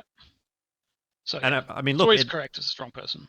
Yeah, look, it ended up working for a little bit because you guys would go on to play at the Starlight Berlin Major and make top 4, which is still to date the best performance from an Australian core at a major ever, or even to be fair, like probably the best performance from an Australian core at any event really. Like you'd have to struggle to find a top 4 event at a tier 1 LAN that an Australian core has been able to achieve beyond that event. So what was it that kind of came together to make that possible? Because if I remember correctly, that was that team. Like that was Azar, JKS, Jacob, Grat, and Liazz was the team at that event, if I'm not wrong. Yeah, we clicked pretty early. The major wasn't the first thing. We played some Pro League, some ECS, some other stuff, and it clicked really early on in online matches. And maybe even a star ladder, if I recall, in Ukraine. I think we just had the right people in the right roles. We had a good mixture of personalities. We had a good mixture of young and old, motivationally. Starting from scratch, I think, is a very underrated thing. And I think, like I said, I give credit to Renegades. But by replacing, I mean, it was just blind luck how it worked out. Like, I don't give them any credit for the results, but for putting us in that position, I guess I do. Of changing 2 players instead of 1, I think really forces you to reevaluate and reset up. Whereas when it's just 1, you're just filling in from the other guy because everyone's complacent and likes the strats you run, likes the positions they're playing, and that guy fills in. I think that's why that fails so often, and still to this day fails over and over and over again, because the 5th guy just wants to just fill the gaps, or they want him to fill the gaps. But we really took it back because we had Aaron in game leading, so he couldn't do a lot of his roles. Jacob took over all the entry sort of roles. Aaron got moved to like the second sort of in the pack. Justin was the lurk, and Liazz was like, and in hindsight, Liazz's roles, even though they're very similar to Justin's, kind of also work as like the wing player. Yep. And he was just kind of doing his own sort of like lurk fakes on the other side. So the general tactic was Liazz on one side of the map, Justin on the other, kind of individually, the pack sort of in the middle, based on info or who gets a pick or whatever they're seeing or hearing. We kind of just moved to that side. And that's kind of how it worked. But we had super success, just early. The Katowice one was super interesting because I think we just wanted it more than anyone else. We did a month boot camp before the Asian minor in Poland, played the minor, went home to Australia for I think a week for Christmas, for maybe 7 days if we were lucky. Back to Poland, another boot camp for a month into the group stage. The group stage led into the legend stage. The legend stage led into the bracket stage. And I think all in all, we were there for, I think, 60 out of 70 days in a row, just playing CS every single day in the snow. Nothing else to do, really. No, we just wanted it more. We had a new roster, we had new strats, we had Casada just come back, if I recall. Yeah. Yeah. I mean, so talking about the major, like, and obviously Casada, I think, was there at that major as well. Yeah, he definitely was. Did he have a lot of impact on how the team sort of worked? Because again, it sort of did seem like, regardless of what core you had, the results were decent with Vox, Renegades, etc. But then there was this, like, maybe 12 month period where I think it was even as you went into 100 Thieves included. So there was the major. Then I think you got picked up by 100 Thieves, and then you went in to play a couple of other events where you did pretty well at. So talk to me about that like situation with Kassad, because again, like, I've seen in hindsight, a lot of people say, okay, well, Kassad was the reason, but was it Kassad, or from your perspective, from your view, was it Kassad, or was it the players were really stepping up, or like was it all coming together as one? Was there a lot of factors? There's a lot of camaraderie around it. Just us as a group doing stuff because we lived in a house together. I think that helped that iteration of the roster. The previous one with Naf, he didn't live with us. Right. So I think there was that. Besides brain for CS, I mean, I haven't experienced that many coaches, but is unmatched to my knowledge. I know he may have some shortcomings with sort of social skills and temper and stuff like that, but for CS, I don't think there's many in the world that could do what he could do with strategies and understanding why this strategy doesn't work and how to fix it and putting the right players in the right spots. And I think we've seen that consistently with Justin over the years since then, where if Kassad knew exactly where to put him and what roles and what strats to play to maximize him, but also maximized Jacob, who played his best CS. Aaron was playing his best CS. Liazz arguably, I think, was playing better CS in harder competition with Kassad than since he's come back to Oz in realistically easier competition. So I think Kassad just knew where to put players, what roles to give them, what responsibilities to give them, and all of that. And I think Aaron is probably the other unsung, insanely underrated in-game leader that should be playing still but isn't. To convert what Kassad is saying in pre-game, whatever, 30-second timeouts here and there, into calling strategies and beating teams that on paper we shouldn't be beating. Like, we had a really consistent top 5 in the world for nearly a whole year with a roster of JKS, Jacob, Azar, Grat, and Liazz. And, it's similar to maybe Mao's now, or the good Ents, the Finnish Ents at the very beginning. Similar to that, like, it shouldn't happen, but if everyone buys in, everyone has the right roles, everyone plays their part, does their job, it can work. Team CS can beat individual CS, and I think we proved that at Katowice and the next major, Berlin, after that. Yeah, and I want to talk about stepping into 100 Thieves as well, because this happened around that period too. Was that kind of a big step up for the team, just because in terms of the organization, like brand power and whatnot? Obviously, Renegades to 100 Thieves, that is a bit of a step up in general, but it was just after I think you guys had taken the top 4 at the Berlin Major, so I assume that had quite a big impact on why that was made, that acquisition was made. And also, and I know this is, sort of 3 questions in one, but this, I felt like for you individually, was also a step up, because you went from being just a manager of a CS team. I think it was around this time, right, where in 100 Thieves you sort of started to kind of do a little bit more organizational related stuff as well. So maybe you can talk me through that as well. Yeah. So Berlin Major was like a feeding ground. It was the start of all these leagues. So there was like a Faceit League, and an ESL League, and a third like NA sort of league, which ended up being Flashpoint, or whatever it was before that, PEA, whatever, an NA league. And all these orgs were there to get teams. They were nearly all American orgs. They're all the ones you see in LCS and NA sort of esports. They were all there to get teams. Americans weren't doing so great. I guess we'll once again, by coincidence, probably better than any NA team at the time. Besides, I guess, Liquid and NRG, they were on the same level and slightly above us, I guess. EG or NRG were definitely above us, actually, now that I think about it. Yeah, so it was like us three, and there was only so many teams you could buy.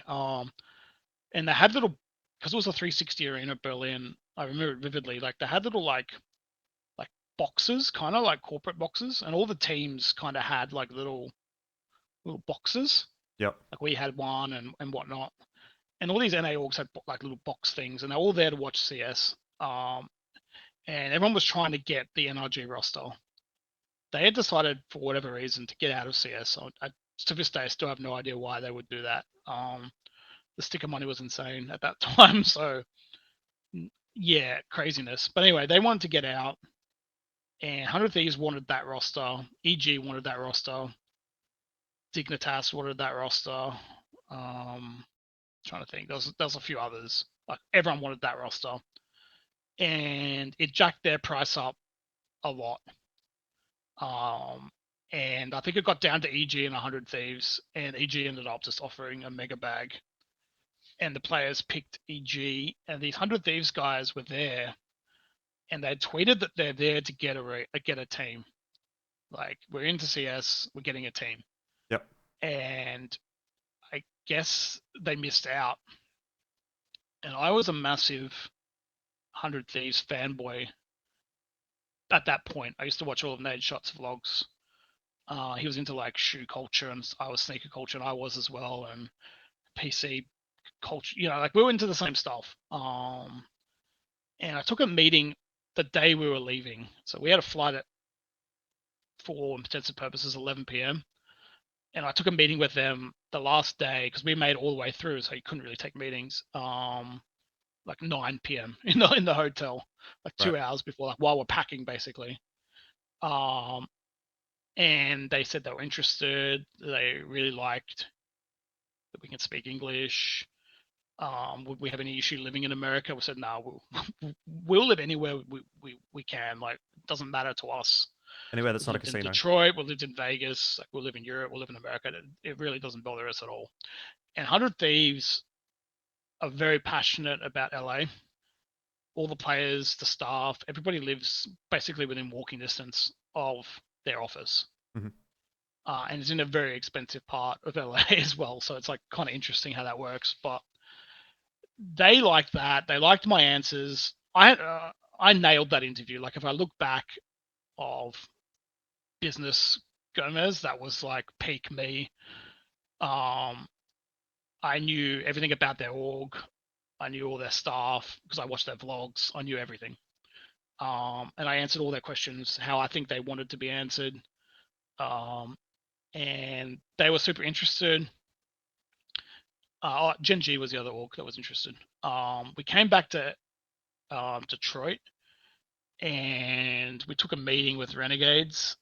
And I think at that point it was starting to get leaked that all these teams were talking to us. We as a team had decided not to continue with Renegades. We didn't want to be there anymore. And Renegades wanted to keep us.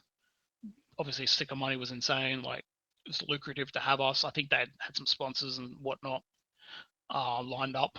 And we just basically told them, no, if you sell us now for money, otherwise, if you don't do it within a week or 2 weeks, like we gave an ultimatum, we will just keep playing for you, and we won't entertain any more negotiations or anything, and we'll literally just play all the way to the last day, and then we'll go for free, and we'll take the money as a sign-on bonus. So it's like now, or you're not going to get a cent, and you have to pay a salary for the next 6 months or whatever. We didn't have very long on the contracts. Liazz and Grat did, but the main core, Justin, Aaron, Jacob had less than 6 months. So we were just like, do it now. You can at least get something. Like, this hurts, but you at least make some money off this, or don't, and you'll get nothing. And they didn't take that very well at first, but a week later or so, I guess they figured it out that this is it. And I guess it wasn't a bad exit for them either, because they obviously got the sticker money. Well, they're part of the sticker money. The next major was the longest furthest away from that point, because it was like the day after the major. And they can sell us to an NA org with all the venture capital money and make 7 figures, which is what they did make off the sale of an entire team. So Gen G and a few others, Dignitas, were interested. 100 Thieves were interested. 100 Thieves wasn't the best deal. It was actually the second best deal financially. But we picked them because we believed in what they were doing. And we liked the idea of they were popular for 2 reasons. One, they told us they had invitations for both the leagues. So either the Face It League or the ESL League. And we can play whatever league we want. We can choose, and we'll work it together as a team to decide. Blast was the 3rd league as well. And they said, we can play any league we want. Everyone wants 100 Thieves because we have Nadeshot, we have all these fans. Like, we are the hot thing at the time. So we can play whatever we want. All the other ones were like, oh no, we've picked this league, and now we're trying to find our roster to play the league. And we like the freedom of that. We like the idea of 100 Thieves. I personally like the idea of not being another startup, because the other ones, not all of them, but a few of them were like new LCS orgs, and it would have been similar to Renegades or Vox-like. There's an owner, they play maybe another game, and then it's just me and the players. 100 Thieves had staff, like a lot of staff. I like the idea of someone else taking care of some things that were challenging for me, like US visas when you're not a US citizen. Like, it's quite hard. So stuff like that I knew would just get done. They had this cool office. It was the exact time the office was getting built. We played a pro league, which was down the road, and they're like, do you want to come see it? We went and saw it. It was amazing. It was everything we thought it would be. They're like, this would be your room, the practice room. And the equipment was amazing. Everything was amazing. The star power of 100 Thieves was amazing. And we just picked that one because we thought, even if it doesn't go the way we want it to go, like, it'll boost our followers, our publicity. Because when you're playing for Renegades, you don't have a lot of fans outside of Australia. And Jacob had come from FaZe, and he showed us what it did for him to be in FaZe for 6 months. Like, you go from 10,000 followers to 100,000 followers in a day. So we're like, well, worst comes to worst, if this doesn't work, we'll have all this fame and whatnot, and we can go somewhere else. Like, the end of the world. So we picked 100 Thieves, and we moved to LA. And the rest was history, in theory. Obviously, you guys stayed there for about a year or so. And the other sort of part of that was you as an individual. And I think this is kind of where this conversation sort of transitions a little bit further away from the team and Counter-Strike and more toward Gomez as an individual. Obviously, this is Gomez in retrospect, but a lot of it has been just to do with the team and how you've sort of gone through that part of your career. But now let's talk about you and what that meant for you as an individual, because you started to take a bit more of was a general manager role in 100 Thieves? It's just what Americans called it. It was strictly CS, but because I was living there, I had a lot of extra time. CS managing in person is a lot more efficient than online. And when you have, if you need money for something like to pay for a boot camp or whatever, it's like email accounts and they have 6 accountants doing that role. Things get done really fast. Sure. In Renegades and Vox, I was the cameraman, I was the editor, I was the social media person. Mm-hmm. I was like every single role. Yeah. In 100 Thieves, like we have teams for these roles. It was also the first time there was someone above me in a more senior role, which was Jacob Melk, the ex-Dota player. Yep. Above me, who was esports focused. It always went org owners, me. Mm-hmm. So I was learning so much about the business. I was learning so much about esports besides Counter-Strike. 100 Thieves had actual sponsors that required deliverables, like us recording and filming stuff. Learning about that and why that's important and why you need to do that. They were dabbling in Fortnite, but didn't have a specific person for it. So I was helping out there with Fortnite a bit. And I still actually talk to the OG Fortnite guys to this day, quite semi-regularly. And they were just getting into Valorant as we were sort of exiting. There was a period where we overlapped of about 6 months, or maybe not 6 months, maybe 3 months. And they didn't have a manager. They also didn't have a boot camp room. So occasionally they would come to LA for like photo shoots and stuff, and they would need to use like our practice room. And I would facilitate that, sort of getting everything, clean, and PCs have different profiles for different people and stuff like that. So and the Valorant roster at that time had Hiko, Steel, and Nitro, who were all CS players, and I knew them quite well. So it was an easy sort of transition to, on my days off, not doing Counter-Strike, I could just go and do some Valorant, or I could go do some Fortnite, or just go into the office and hang out. The office was culturally a really cool place to just hang out, even if you weren't practicing or playing, because you just have random celebrities walk through, like Zed the DJ would just come through and just be sitting on the couch watching Counter-Strike or Valorant. And he'd be like, "Hey, I'm whatever his name. I don't even know his real name, but it's like, okay, cool." Hey, man. And and he would talk about what skins he has, and he'd talk about what skins you had, and stuff like that would just happen. Other celebrities would come through all the time. Like I wasn't there on the day, but Lil Nas X would come through and stuff like that. Justin Bieber, Scooter Braun, the Twitter guy Jack. Like these people would just be there at various times, and it was just a cool place to hang out. So yeah, I was just trying to learn. I was just learning everything I could. And that was basically juggling all three for a little bit.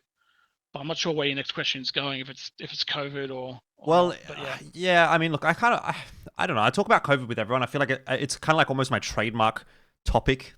I feel like it gets a bit old, to be quite honest, because it's always the same answer. It's like, oh, it slowed down. It wasn't that fun. We did this, we did that, and then we just got through it. So actually, I kind of wanted to sort of transition this one into the whole Order situation, because obviously it feels like to me the 100 Thieves role, the year that you spent with 100 Thieves, was almost like the training wheels or the setup to actually what enabled you to go into Order and then into Power and to where you are now as an individual in this space. So I kind of wanted to transition it in like that. But also, obviously, around this time is when that Counter-Strike team kind of ended. Obviously, 100 Thieves let the team go.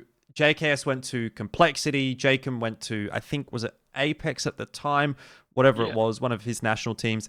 And then the other remaining core three went to Extremum and linked up with Bented or whatever it was at the time. And at that point, I think that was when you also then departed or parted ways with that team in a sense. So talk to me about that whole time and why you made that decision to go to Order and what was going down at that time. Yeah, so I had some options at the end. So to take it one step back, the 100 Thieves leaving was technically our choice. I don't know what was about their ownership or not, but if you recall, I mentioned that they love LA. You have to be in LA. They were happy for us to stay if we stayed in LA. Right. But we knew that wasn't going to happen because we were talking to other players, we're talking to ESL, they were talking to ESL. Everyone knew the writing was on the wall. It's going to be Europe or nothing. Like, we tried that online split division thing for a bit, and it sucked, and no one wanted to do that. And we heard that Furia were going to go to Portugal because they can get visa ship there between Portugal and Brazil. So we heard they were going to go there. Liquid were going to go to Netherlands because they have an office there and they can get visas there. And it will just be us and EG.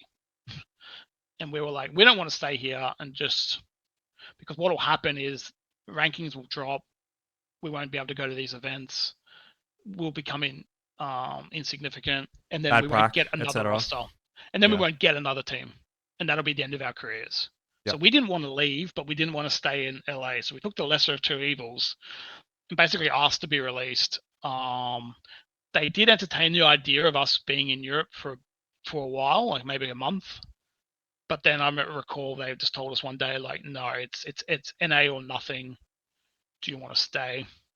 Valorant was also getting popular, and I think they thought it might take over as well, and they kind of wanted to keep some top CS players at the time. So we just said no, thanks, but no thanks, kind of thing, and tried to get European teams. Justin wanted to do something fresh. He got an offer first, and I had an offer to go there with him and be the complexity manager. But they were having insane problems with travel. I don't know if you recall, but Yeah. like Justin was living in London in a hotel, and then he had to leave because London's rules would change. Then he went to Serbia for a bit, and then that changed. So then he'd have to go from there to like Denmark. And I was like, this is the worst time to just be a CS manager in COVID. Like, these visas are insane. Like, they're already the most complicated part of your job, and now it's like the rules change any given day. Yep. And I was like, I don't want to do that. I don't want to live in a hotel and be a remote manager from everyone but maybe Justin. Yep. Because that's insanely boring. My job over years got more and more boring and more business focused because, you know, you're a coach in person, and then I'm a manager in person living with them, and then I'm going to be a remote manager. So I wasn't overly keen on that one. The other option was to stay at 100 Thieves and take over Valorant and be the general manager of Valorant. And I tried for a while. I really did try. Like, I was full-time managing them for maybe a couple of weeks after the CS guys had already left to go to Extreme and Complexity. I stayed for a little bit and I tried. I really did try. Just couldn't get into the game in the same level. COVID as well. I was like, this is not great. They didn't all live in LA because they got picked up during COVID, so they were all over the place. Nitro was in Texas, Ego was in Detroit, and whatnot. So it was like, wasn't the same as it would be. And then Order came about, and they just messaged me, and the TLDR was basically, we've just received all this investment money, millions of dollars.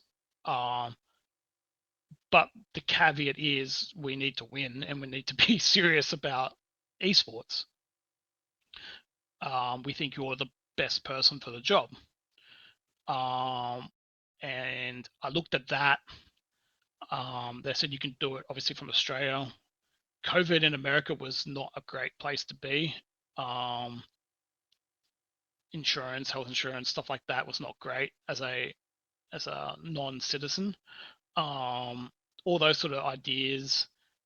And then also, sorry to sidetrack, but another reason why the 100 Thieves thing didn't work is we could go to some of these tournaments, but America had rules where they were only letting their citizens back in. Yeah. So we were worried that we could go to a tournament and not be able to come back. Whereas EG, which is all American, besides I think Cirque, didn't have these problems. Liquid didn't have these problems. Like, they were actual NA people. We weren't. So we were worried about that as well. So this job didn't require any of that. They're like, we have a whole heap of money. We currently play League, and Counter-Strike, but we want to play other things, and we need to get these rosters winning because Order hadn't won anything really up until that point in CS or in League. Yep. So like we need to win, we need to be the best. It's COVID, everyone else is shutting down. We have insane money. This should be straightforward. We take the best players, we pay them good salaries, create super teams in every single game. We become the best. And then we think about sponsors and stuff sort of once we've, because we can use those results to sort of get partnerships and deals. The esports classic. Yeah. So I took it. The other thing also was I was just getting older. At that point I was in my early 30s, mid 30s, somewhere in there. And just traveling around with rosters that are consistently getting younger and younger. Like when I started, there was only maybe a 5-year gap between me and Sponge, and me and Yam is not that big either, and Top Guy and Havoc, whatever. But then it was like Justin and Aaron, that's quite a gap. Yep. And then it got Liazz and Grat, and the gap's getting bigger. Mm-hmm. And if you keep going down this path, the rosters only get younger, and the manager only gets older. Yep. So it was kind of, my life wasn't progressing. I used the term, it was like on hold. It was like frozen. You can't get pets. You can't get girlfriends. You can't really do a lot of stuff when you're in a different continent every week, which is what we were doing in 2019. So we thought COVID would only be a year, and then we'd go back to insane travel. And I was like, I don't want to do that. I'd rather do this thing in Oz. I think it's clear progression of like where to go in your career, like get paid more money, have definitely more a bigger role for sure. Yeah, so I took it. I moved back to Australia. I bought an apartment and took the job. Yeah, I mean, obviously, at the time, it looked like a really, really good opportunity. I felt like this was like a match made in heaven, someone who's been overseas doing the runaround with some of the biggest organizations in the world, come back into, at the time, what was, looking to be one of the biggest organizations in Australia, and kind of like lead it from the front in the esports division. Obviously, I don't want to sort of put you in the business side too much, but like obviously your role was the chief gaming officer, if I'm remembering rightly. So your role really was very much just esports focused. You're involved in the teams and the esports side of it, if I'm correct. So you obviously ended up handling a lot of those roles, those rosters, I should say, like the CS team, obviously, that was already there, the LoL team that was kind of already there. And then I think you guys went into like FIFA and Valorant under your tenure as well. I don't know, there might have been other teams or players involved in there as well. But, all this happened, and it seemed like a great opportunity for you. And also, getting to move back to Brisbane. I don't know about you, but for me, that would be a fucking dub. Obviously, I can't do that. Yeah, huge I'm dub. still in Sydney, but I reckon moving back to Brisbane was probably a big motivating factor for you as well. But, I mean, obviously, seems like it was all going to go well. And before we get to the point where it all falls apart, I want to sort of actually talk about those sort of investments that you guys had in the likes of Valorant and League in particular, like you said, and you've kind of already answered the question, but I was going to ask, was the intention to be the best team in like multiple titles? It wasn't even just like, okay, like for maybe for Chiefs, for example, you look at them, you say they're a LoL team. For Power, you say, okay, they're a Fortnite org, if that makes sense. Order, it felt like we're going to be everything. We're going to be the best at everything. Yeah. No, you're spot on. I was given a job that here's an amount of money and we want to be in X amount of games, and you make it work. And the number of games kept increasing even up until a month before we went bankrupt. We had a Rainbow Six team at one point. We had Fortnite. We had Fortnite probably a month or two before we went boom. And they were pushing me to get Apex. They were pushing me to get Dota. We looked at Dota. We looked at Apex. We looked at other games. I actually have this massive spreadsheet where I've gone through every single game. I think there's 26 in total, and evaluate like the why you would do it and why you wouldn't do it and what it would cost, and demographics. Like we're trying to hit multiple demographics. Like, we have a shooter. Now we need a sports game. Okay, is it FIFA? Yeah, it's FIFA. Now we need a game aimed at younger demographic. Okay, now we'll get Fortnite. Now we need one that's fantasy versus realism. Okay, now League of Legends. Like I had this like Venn diagram circle, Sure. spider charts, I think they're called, of like trying to cover all these random demographics. And they were just pumping me for more games, and they just kept giving me more money to do it. Here's a budget, go get another roster. Here's another budget, go get another roster. And it was a bit slow at first, the first 6 months. The league team came mid-table, Counter-Strike didn't win. Yep. And that's all. And Rainbow Six was a fail. But in the 6 months leading up to Boom, we were the number one League of Legends team. We qualified for MSI, which is like the second. And DreamHack Melbourne, right? I think there was that thing where they qualified for DreamHack Melbourne, and then Order went Boom, and then they still played as Order at the event or something. Yeah. But on Boom Day, we were still technically the best League of Legends team because we played MSI. We were the best Counter-Strike team via obviously acquisition, so I won't take any credit for that. We were the best FIFA team. We won the FIFA tournaments.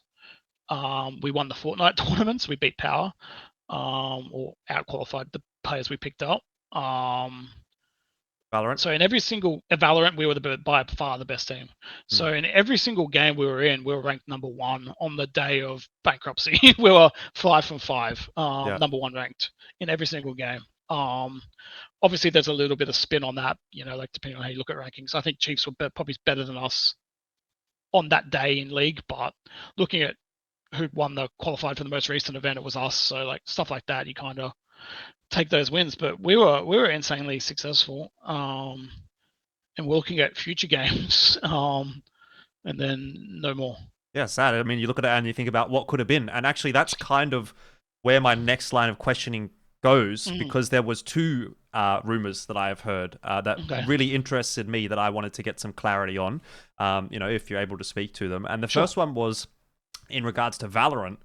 There was this rumor that went around that Order and Power was like combining forces to try to sort of pitch for a position in, what was it, the VCT, the APAC? I don't know Valorant that well, but it was like the APAC franchise league, to my understanding, that you guys were trying to go for, and to be the Australian representation, if that makes sense. Now, obviously, that didn't end up happening. There is no ANZ representation in this APAC event at this point, outside of maybe a token couple of players. Again, I'm not that up to date. But was there any truth behind that? Was that real? Like, how far along was it? Was it even a possibility that it could have happened?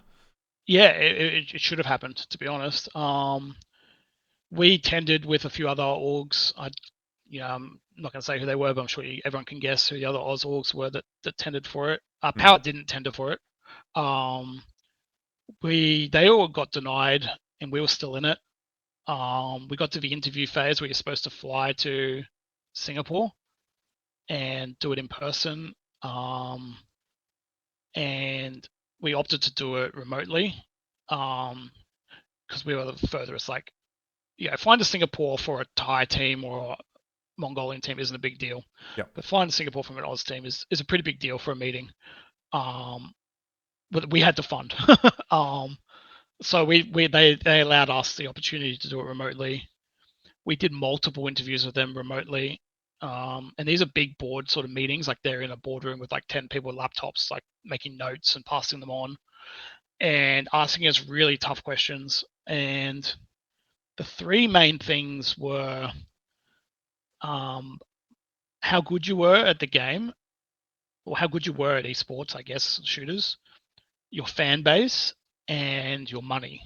They were like the three categories. The money one we were okay with at that point. They were okay with it. It wasn't until we got the CS team that they weren't okay with it, but we were okay with the money. The FPS one, they came really hard at us as Australia as a country.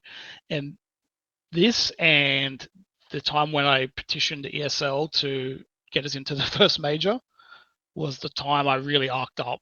And it was like pretty aggressive by them, and it was equally aggressive by me, where they were claiming that Australians were not good at esports and FPS in general. That's very unsurprising given the way that Riot has treated Valorant in ANZ. And what I will say is actually that kind of pisses me off a little bit as well, judging by the way that the VoX roster performed, the Renegades roster performed, the 100 Thieves roster performed. You can look at teams like Apex Legends. I'm sure you went through this whole rigmarole. Our fucking Australian Apex Legends team won 2 fucking back-to-back world championships, by the way.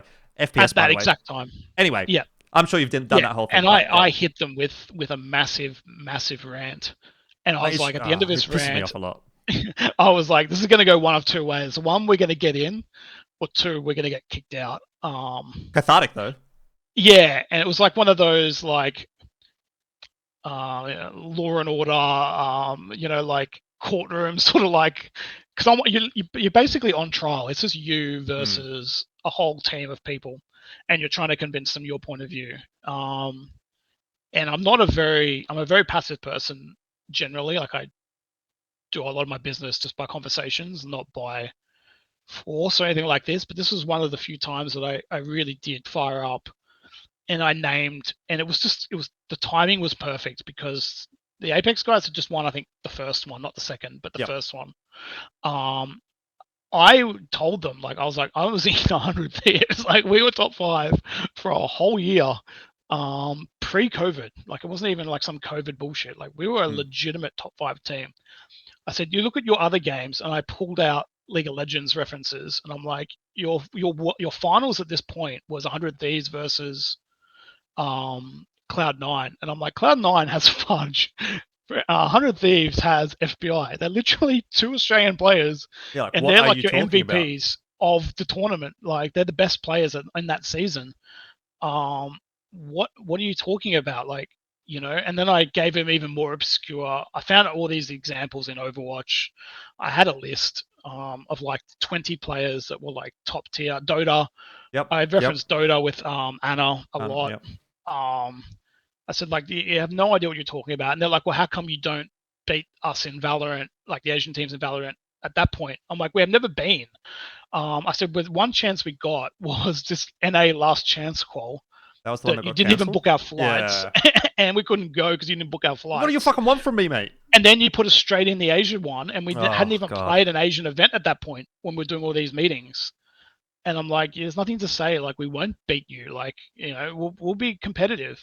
And if we're not, then that's fine, because who are we practicing against? It's been COVID. We're only practicing against Oz teams. Like, we don't get any of this experience. Oz had really strict lockdowns compared to a lot of the Asian teams. Like, they were playing European teams and whatnot. Korea, Japan had leagues. Like, we had nothing.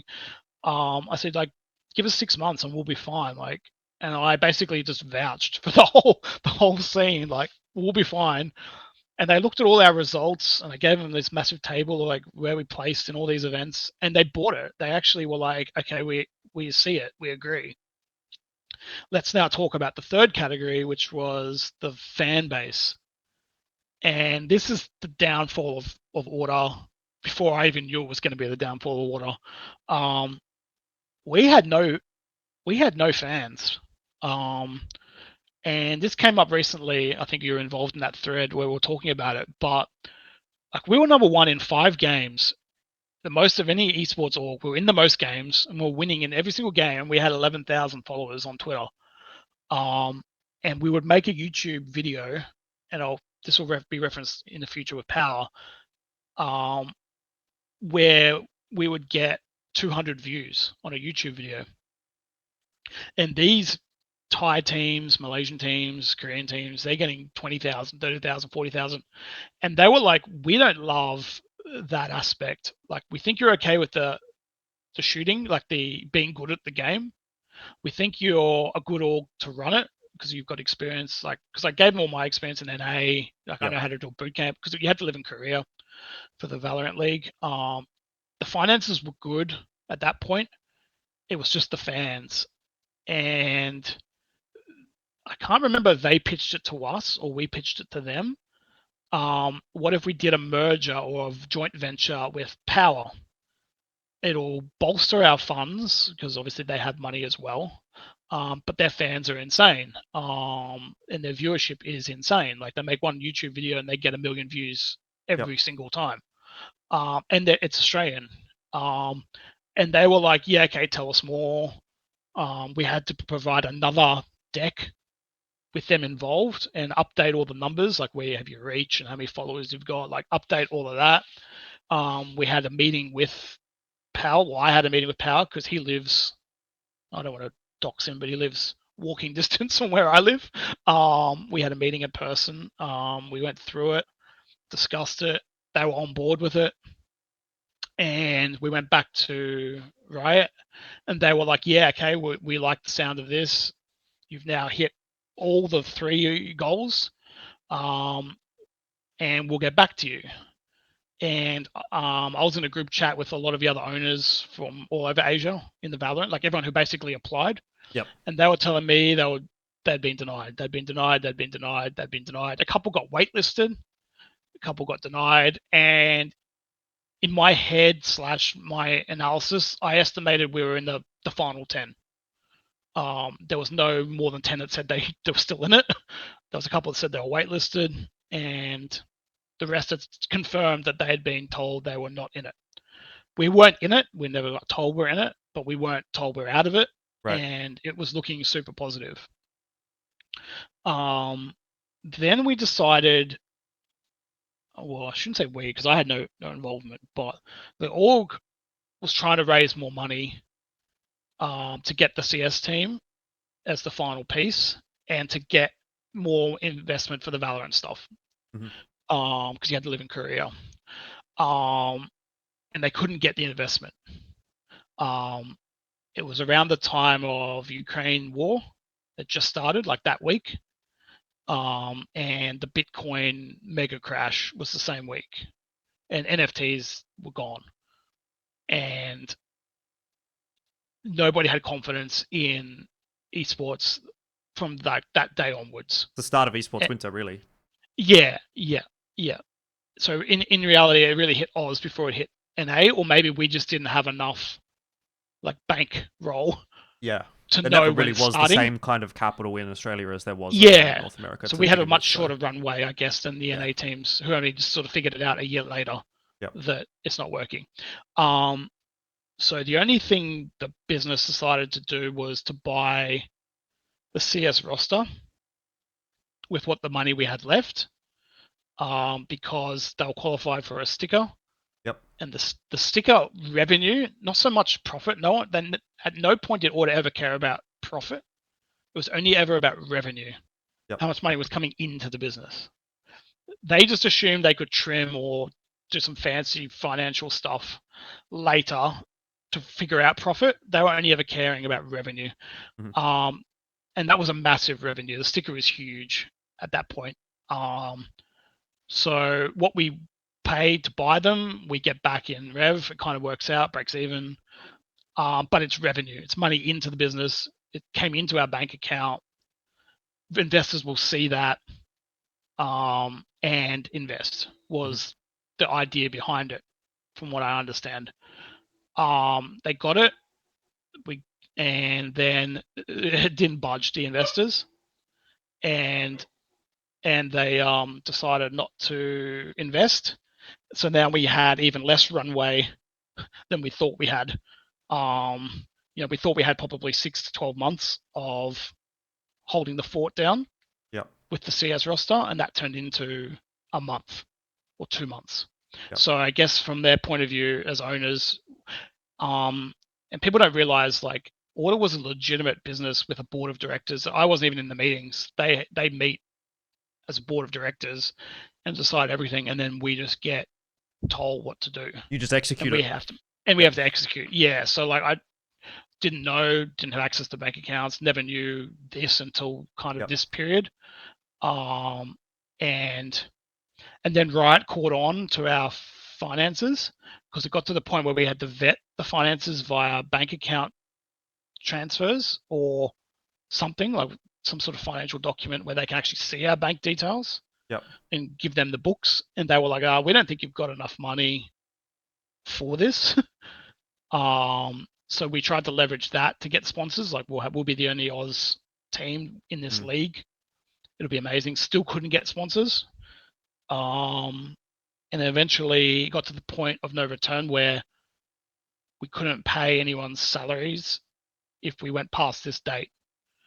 And to their credit, I know a lot of people lost a lot of money, including myself, in regards to prize money and stuff like that, like stuff that came in after the fact, which I'll get into. But at least they pulled the pin with the salaries before they couldn't pay anyone. Yep. So everyone got their salaries within 2 or 3 weeks of D-Day, to my knowledge, including the players. So it wasn't like a dodgy org where they, go months and months. Yeah, fucked around bullshit. and really. I know a lot of people months of people's did lives. lose money on prize money after the fact. Yep. But yeah, that was out of the business's control, because at that point, the auditors and government basically take over and freeze your accounts, and any money coming in pays them back first, because that's Australian law, before the people that actually earned the money. Yep. So, yeah. Yep. All right, well, before, I don't know if we should do this before or after. I think we should do this before. There's one other rumor that I had heard, and this one is the most interesting one to me of all, because obviously I'm a Counter-Strike fan. At one point, what I had heard was, and this was prior to the Greyhound Renegades to Order pickup, and it was like around the time that you guys had the old, let's say, Gyra-led Order roster. Yeah. There was the rumor that there was a potential world where Order was looking to build a super team with JKS and VoxE as the two like key pieces of the puzzle, and then whatever happened around that potentially, whether it was maybe one or two of the guys from the current team would stay, or I don't know, like Azza might have been on, because it was after, I think it was kind of after or around the time that Extremum wasn't looking too good as well, and I looked at it in my head and I thought, okay, well, this makes sense because you've obviously got Gomez there, he knows JKS, he knows Azza, he knows Counter-Strike. If it's going to happen anywhere, it's going to happen with Order, and obviously that didn't end up happening, but again, was there any truth to this rumor? Yep. Was that something that was discussed? Yeah, it was 100% discussed. VoxE was obviously contracted. He was a required player, I guess is the term we use. JKS was on the bench. We had agreed to a buyout with Complexity for Justin. He didn't want to do it straight away. He wanted to think about it for a bit because he thought that would be the end of his European CS. Yeah. I tried really hard to convince Aaron to play. ACL. Convinced him so much that he did agree to play in Australia, but took a different offer instead because Order went bankrupt. Yep. But convinced him that Oz was the place to play, which unfortunately didn't work out very well for him. But anyway. No. Yeah. So yeah, and the other two, originally we were trying to get, we're trying to break Greyhound. Right. Was the plan. I think we were targeting Inns and Ali. Okay. So Ali would have been the AWPer, Inns would have been the Rifler, Aaron the in-game leader, Justin the Lurk, VoxE the entry. So VoxE playing Jacob roles, Ali playing Grat roles, Inns playing Liazz roles, Justin playing his own roles, Aaron playing his own roles. That was the initial plan. Those two guys didn't want to leave their good thing. I think they may have if we actually had assigned Justin, but it was kind of like a chicken and egg. Yep. Justin wouldn't come until they were there, and they wouldn't even consider it until Justin and Aaron were there. Yep. So it was like a chicken and egg thing. But we could have definitely bought Justin. We had the money. We had an agreed price with Complexity, and we had enough money to maybe buy Inns and Ali out of their contracts. And yeah, we could have done it. We tried. Didn't happen for whatever reason. I mean, that's the reason. Just didn't happen. Order still had all the money because we had money allocated for Justin, Inns, and Ali. Inns and Ali didn't want to do it. Justin didn't want to do it. Aaron was a free agent. So yeah, that was the plan. It then pivoted to Liazz and Grat for a bit. That was potentially happening. Because they were still in Extremesland, not Extremesland, Extremum. I think they were all benched from Extremum, and they didn't have buyouts. Yep. The org was trying to drop them.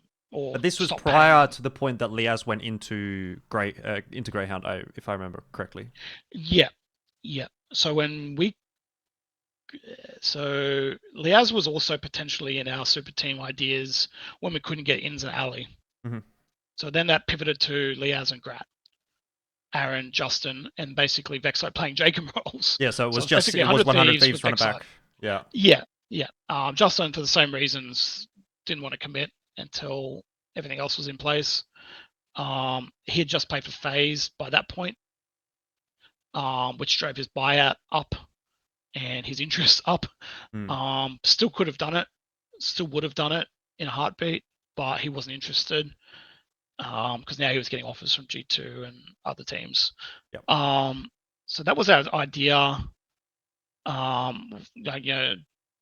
And then when word got out that we were trying to get Liazz, or we could get Liazz, Renegades needed a player, and they were trying to get VoxE. They couldn't get VoxE. They pivoted to Liazz. And they were like, well, we'll grab Liazz. Jay's really good friends with Ins, Ali, all of them. Like, he's really good friends with them. So he said he would fill in for one event and play for them and still play for this super team for Order. He played the one event. I think he got into some sticky situation around the sticker money and not actually having a contract. And he ended up signing for Renegades. Yep. And Justin, or at the same time, Justin got the G2 offer, and then he just decided he'd take the Renegades offer. Yep. Liazz. So that sort of killed that. Yep. So that killed that roster completely. Then we still had all this money because now we had bought nobody. It was the only way to get the revenue was to have a sticker team, which is all they cared about. So then we're like, well, can we just buy the whole roster? The Renegades team. Renegades roster. Yeah. And we contacted them, and to our surprise, they were like, yeah, sure, like we're trying to sell. And the value was quite good. Like it was good value. Yeah. So we agreed, we paid them. And their stipend or requirement was because we were buying their rosters, their contracts would continue. There weren't new ones with us. And in their contracts, they had that they controlled the roster, like the 5 players and the coach. Yep. And they wanted to come as a unit, as a group. And we said fine.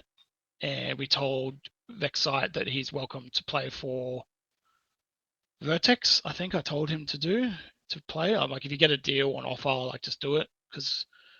Which he did go to for a brief period. Yeah. I told him like you're probably next in line. Like obviously the Greyhound guys tried to get him, so he already knew that. He knew he was next in line. I said, you guys will just keep playing to keep relevant. They're happy with their roster, which was Ins, Ali, Liazz, Sicko, Liazz, and Hats. Yeah, they were happy with their roster. We didn't want to buy the roster and then tell them to make changes because, in my mind, that would be the dumbest thing because that happened to us in Renegades. Yeah, that's the one surefire way to piss off a team. Piss off a team, and then if you lose, like this is a team that's never not qualified for the major. Yeah. Imagine you do it. You think you're smarter than them. You make a roster move, and try and force VoxE in somehow, and then you don't qualify. You look pretty stupid then. So our plan was always, VoxE knows he's next. He just needs to wait. We'll roll this roster for as long as they're winning. If they don't win or don't qualify for something and they want to make a roster move, it's obvious it's VoxE. So we'll get a loan VoxE out to Vertex. Still be registered to us. We would pay a salary because Vertex didn't want to pay what we were going to offer. And then in the end, I don't think he liked that idea or Vertex didn't like the idea and he ended up signing for Vertex and just asked to be a free agent. Yep. And that's how it went. Fair enough.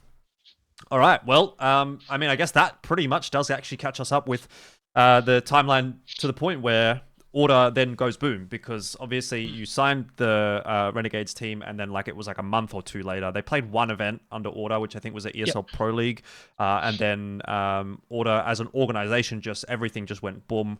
Doesn't matter what team you are, doesn't matter who you are really. Obviously there was layoffs going into that, a bunch of the sort of I'd say lower level staff kind of got laid off, and you know, then the writing was kind of on the wall, and then a month or two after that, everyone kind of gets laid off, and then that whole situation just blows up. So yeah, like when did you actually become aware that something was wrong at that point? And well, following on from that question, then I'll continue to pepper with a couple of other ones related to the topic. Yeah, so we found out on a Monday. I found out probably 10 minutes before. It was done in two groups. There's like a upper management group Yep. at say 8:30, and then the entire staff at 9. Both those meetings were led by the administrator, so we're literally joining a internal call that we think is internal. Yeah. And then like another person like requests to join. It's like a name you never recognized. Yeah, and then you're like, oh fuck. He joins, and then he's got a webcam, and then Mark, who's the CEO, is like, "Oh, now hand over to this guy." Mark leaves, like basically leaves the call or whatever, or goes mute. And this guy's like, and it's like a text that you read, kind of like when you get arrested. Right. It's like a proper statement. It's like, by statute of this business is now placed into administration, and then he just goes through like all these terms and conditions, and he's like, any questions at the end, and it's just like, what do you even say? yeah. So that's how we found out. All right. Well, look, tell me about how the public representation of that situation differed from maybe the internal representation, or the internal, what the actual internal workings of it were. Because I remember, and I've spoken to not just you, obviously, but I've spoken to other people that have worked at Order. I'm quite close with a few people, and they've always sort of said, it wasn't really like how it was, what's the word, portrayed maybe in the public sphere, in the media. So, what did you sort of feel like about that whole, okay, this is how it's actually internally, and this is how it's being reported? Not just the whole boom scenario, but Order have spent millions, this and that. What's your kind of take on that? Yeah. I mean, to the layman and general pundit, I guess they would have just been like, oh, it's obvious they spent millions of dollars with no audience, no revenue. Obviously, they're going to run out of money, and then people are just going to give up on investing. But to us, we were getting told by the board to keep the pressure up and keep winning, keep getting rosters, keep doing stuff, because it's all about revenue. All they wanted to see was this business has millions of dollars coming in. Didn't care that multiple millions were going out, but millions, at least $1 million was coming in, and we did get to that point. Like we did have healthy via sticker money from the new CS team, via sponsors. Like we did have good revenue for an org. We signed a multi-year, multi-million-dollar deal the week before we went boom with a company that never eventuated. So we did have revenue in the millions, barely, like 1 point whatever. But we had more going out, and we were told that's not a problem as staff. But obviously, in the end, that's just what everyone blames. Obviously, you can't spend more money than you make. At the end of the day, yes, at some point was the thing. But I don't think people understood that from a business point of view. If you saw a company with $1 million revenue, which I guess is what FaZe is going through now, you think you can just elevate it to another level. You can trim the fat. You can do all these different things, and eventually you'll get it to balance, being profitable. So that's probably where we copped a lot of the heat, I guess. But I don't think it was ever fair, because even as me, as probably one of the highest staff members that didn't actually have access to anything financial or be in any of these like meetings, even I didn't know to that extent, like the trajectories or anything like that. I never really knew the true sort of thing. We were just told to sign more sponsors, sign more players, and it'll work out type thing. Yep. And unfortunately, it did not work out. Yeah. The other sort of strange aspect of that whole situation was, and I can't remember if this is right or if I'm just remembering this in my own head and making stuff up, but I seem to recall when it all happened, obviously the news sort of broke via the media, and there was a couple of articles going around and everyone was talking about it on Twitter, but there was no official statement from Order, from the Twitter, from anything like that. And ultimately, actually what ended up happening, again, I think, was that you put out a twitlonger basically saying the business is for sale. This is all I'm going to say. This is my only comment. Talk to, whoever it was, the administrators or whatever, if you're interested. And that was like almost the most official word from Order. Was that correct? Were you actually like pretty much the one that ended up having to basically say something, because there was no comment obviously from the CEO or from the Order Twitter or anything like that? So the official accounts got locked, like the Twitter or the emails. Not very well in hindsight. No, I lost all my emails, all my contacts, all my files, like working documents. Like you lose all of that. Or whatever, I assume. It's in a Google Drive, which gets suspended. Yeah. You lose all your stuff. I think some people had the hindsight the day of to like get bits and pieces, but I was too busy like dealing with players. Like I had 40 phone calls with 40 different players, one-on-ones, trying to explain to them what's happened, what will happen, what is going to happen. Yeah. And I think that's why I put the tweet out. I was just getting too many requests for information, and I didn't want it to be like that. I didn't want to ignore people. But I was also, I guess, the highest person because I didn't have any actual legal responsibility of the company. Like I wasn't a signee, I wasn't a signatory or anything. I think everyone above me were legally not allowed to speak or didn't want to incriminate themselves. Maybe that's a harsh word, incriminate. I don't know, but mitigate the damage by not making bold statements. So I thought, well, I'm the highest up. I got warned about it actually a couple of times by the administrators. Like you're not allowed to act in a way that reduces the value of the business. And whatnot. So I just told the truth. I told the players what they need to know, and just tried to like manage it because I was, and it wasn't just me. It was Giles, it was Swifty, it was a few others like senior sort of guys, Nath, like we were the ones that were actually on Twitter. You were copping and it, actually, yeah, and we were the public face. Like all these board of directors, you guys don't even know who they were. Like, there were people in mining, there were people in medicine, there were people in pharmaceuticals, like farming, actual investor type people, furniture. Like they had nothing to do with esports. They had nothing to just do money with men. that. Yeah. And they were just anonymous. And when it went bankrupt, they just went about their lives anonymously. And I was like, I don't like it that we're taking the blame for this. It wasn't even our fault. So I just tried to set it straight. The bit about being for sale was just to try and save as many jobs and businesses as possible and rosters, because like that's what all the auditors cared about. Like, what can we sell? Like, they sold our chairs, they sold the desks, the PCs, the monitors. They're like, can we sell these rosters? Can we sell players? I'm like, well, you can. But all the businesses, well, everyone was too savvy to know that if they just wait another month, they'll be free agents, because we will obviously not meet the terms of the contracts. They would all be voided out, and the players would all be free, and you can pick them up for free. So all you really were buying was the brand and the logo and the social media, I guess. But the brand, no one liked, because we changed brands. Like the logos changed. No one liked the new one anyway. The social media was pretty poor. Like I said, 12,000 followers or something. And the players they can get for free if they just wait.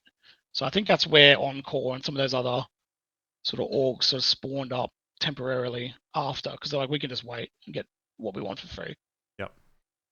All right, last point on the whole Order discussion is, how did it actually impact you as an individual? Because, the way I look at it, and this might be a misrepresentation, but it almost felt like this was an all-in project for you as an individual. It was kind of like, not your magnum opus, I don't want to go down that road so far, but it sort of felt like your whole career, your whole life almost had been like building up to this point where you were like, now I'm kind of the guy almost in terms of esports at Order. And you were building this, like, mega project, I guess, as far as AU esports is concerned. And then to have it kind of just blow up in your face, essentially through no fault of your own. What did it feel like? Maybe your purpose was taken away or anything like that? Or is that getting a bit too dramatic? No, it was probably more dramatic than that, but in a different way. I just felt guilt, responsibility, because I was the one having the conversations, signing these players. And I would often reference the articles where it said we raised $5.2 million on the Esports Observer or whatever it was. I would use that article to sign players and tell them that we have the money. This is a legitimate org. You get paid on time. If you have problems with your accounts or billing or whatever, you speak to Callum in accounts. Like, he was a real person. That was his role. He was the accountant. It's not like these other orgs where you're an investor, an owner, a team manager, Yeah. and it's just some guy who works in IT who made a bit of money, and running an org. Like, I was belittling these other orgs and elevating us above, because that's what I was led to believe, and I mean, it was true for a majority of the time. We did have the money. We did operate like a real business. We did do tax invoices. We did things legitimately. Our business was very legit in the way we did it. There's no PayPal. There was none of that stuff. It was very legit, and that was my biggest draw card to sign teams and players. The Fortnite guys who came very late, like maybe a week before. The CS guys who are my friends. Trying to convince them to leave Renegades because we have more money and we have this office in Melbourne, and we have all this equipment, and we're sponsored by all these amazing brands, because we had Logitech, we had Puma, we had Alienware, RMIT and whatnot. Like, we were the top dog that we thought. Optus, another brand. Like, we had good brands, and we had the money, and I could prove we had the money via these articles, and then we didn't have the money. So it felt like guilt. That's why I didn't go to that DreamHack. I just felt guilty, by association, I guess. And it's just because I'm the one doing the pitches, I'm the one doing the contracts, and now we can't pay. Feels like, should I pay with my own money? Like, what am I supposed to do? Yeah, you feel like at fault a little bit. Yeah, so that was more like that, more so than anything else. And I was in a pretty deep depression for probably 2 months following that. I didn't go to any tournaments, didn't go to any events, didn't do a lot of social media stuff. The only thing I did in that time was continue to work with the Power guys, sort of behind the scenes, unofficially, officially, Yep. For the remainder of that sort of like year. Yep. All right. Well, I mean, I guess that's a good transition then into moving to Power, because you were there for a year now as well. And it sort of seemed like it was like a fairly similar role to Order, although a little bit more, I would say, the business there. Again, like, I'm not a business guy, I'm not really involved in organizations, but it's obviously a much more content creator focused organization than it is an esports focused organization, which I think you go from esports to content creation, but there's still a degree of esports going on there with like Fortnite and Rocket League. Was that a pretty natural transition for you? It sort of seemed like you'd kind of built up enough know-how on the business side of things to then go and even take, like, what I would say was one step almost further away from esports necessarily. Yeah, so at that point, I felt burnt by the esports games we were in. I didn't think I could go to the CS roster straight away, like first week in Power, and be like, yo, let's go. This is org, we got all this money, like, and do the same spiel that I kind of did with Power, with Order, I mean. Yep. So they were playing Fortnite and Rocket League. They wanted to get into more esports because we had that talk about Valorant, which didn't eventuate. Yep. They were interested in Valorant. They were interested in Counter-Strike. They were interested in League of Legends, Apex. They wanted to get into something. They didn't know what it would be, but they wanted to get into it. I think they saw how they fumbled with the Valorant because they didn't even tender for it, which was like a 10-minute job to fill out the original tender. Like, it wasn't, the first step was just basically filling out a Google Doc. Yep. It wasn't even a deck or anything. And they didn't do it, so they were excluded, and they really wanted to be in it. So they were like, let's do esports in 2023. Let's pick up some of these like other games. Let's talk about them. We'll work through them. We'll figure it out. But the esports winter didn't end, and it only got worse through my entire time there. So, and Lachlan's connected with a lot of NA and EU owners. They're telling him like this esports thing is not getting better over there, and it's probably not going to get better in Oz anytime soon. So we looked at multiple games, we looked at multiple rosters, did the math. Every time came out to the same answer of like not now. Like let's wait, you know. And by this point, I'm probably 6 months into my role as the esports guy with no esports. So similar to 100 Thieves, I crave knowledge, and anyone that's been in a team with me, like the 100 Thieves guys, will know. In my spare time, I watch like random YouTubes and learn like random things, how to build things, how things work. Like that's my hobby is learning. And I'm learning YouTube at the same time in the shadows whilst not doing esports. Yep.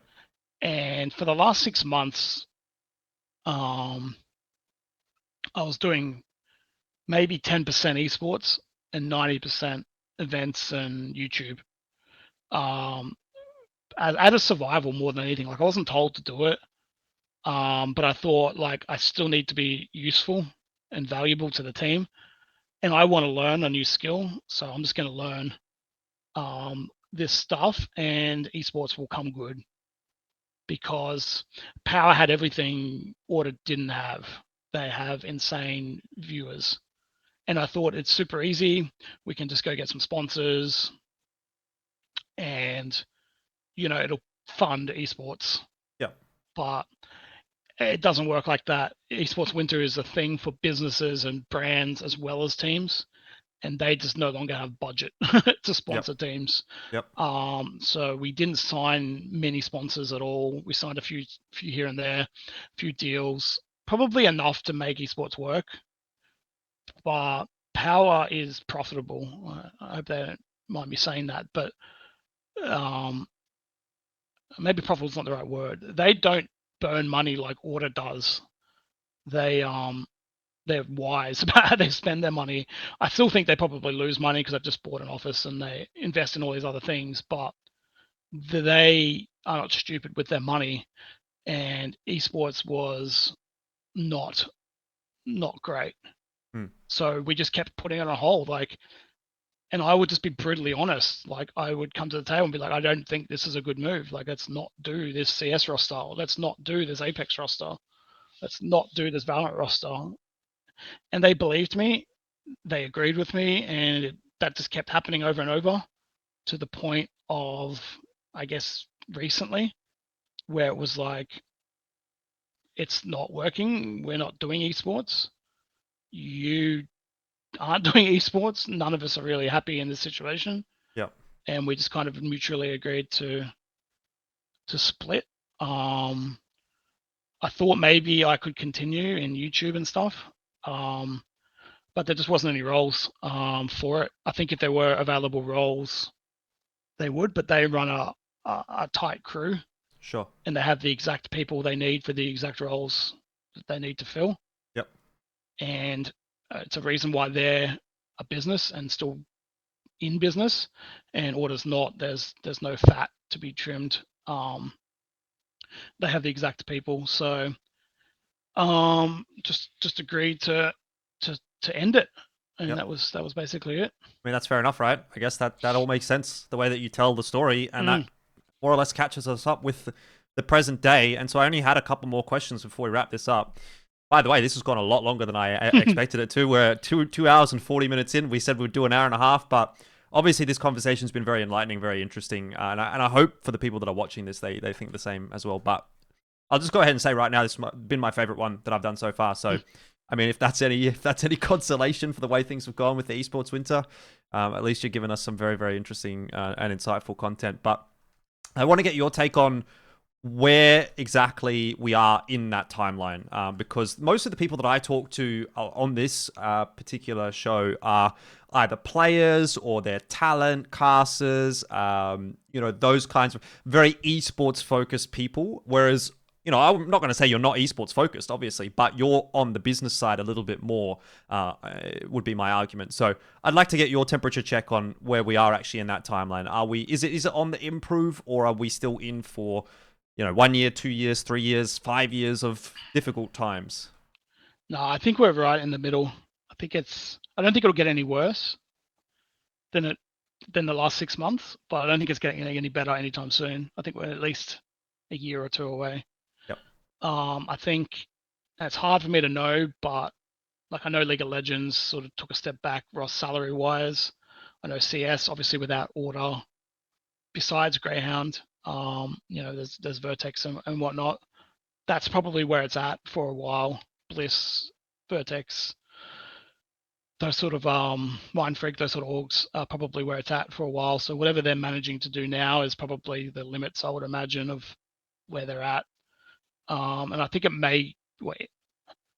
I don't think it can get worse, and I think it should get better, because I just look at everyday life and I just see kids playing esports, and that was not a thing in my day. It was very, very niche. There may be maybe 3 people at your school that played competitive PC games, and now it's like the cool kids are the ones that actually cash out in Fortnite cups and stuff, and the ones that play real sports are like the loners kind of thing. Like it's kind of flipped, and everyone's playing esports. Like I talk to my nephews and nieces and whatnot, and they all play Fortnite and stuff, and Rocket League and all these games. So it's like I can't see how it can get worse when the genre is getting better, but I think it's going to take a little bit longer for the brands. I think it lives with the brands at the moment to have some more funding and market share for Oz, and bring those brands back or increase to what they were in 2019. And then I think that's when businesses can probably pay players better. And then from there, you can probably start to look at venture capital or investment again in the space, because it looks inevitable, but at the moment it's just not there. It's on hold, frozen for a couple of years. All right, fair enough. And for you, what's next? Obviously, maybe this is an opportunity for you to do a bit of a sales pitch. I don't know if you've got something else lined up that you're going to go toward. What would you like to do? Where would you like to end up? Do you want to stay in esports? For anyone that's listening, I mean, what's on offer?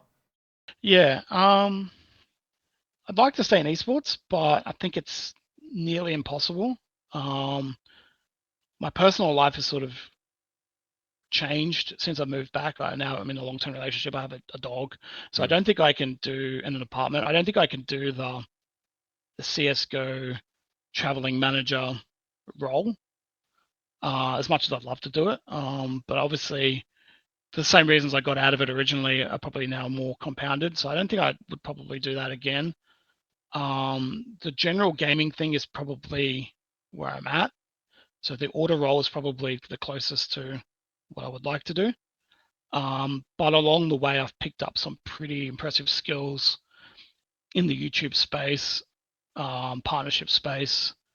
I've worked with Power and I've worked with 100 Thieves, and I think I know what can work and what doesn't work. So I can see myself either being on the brand side or on the org side of those deals.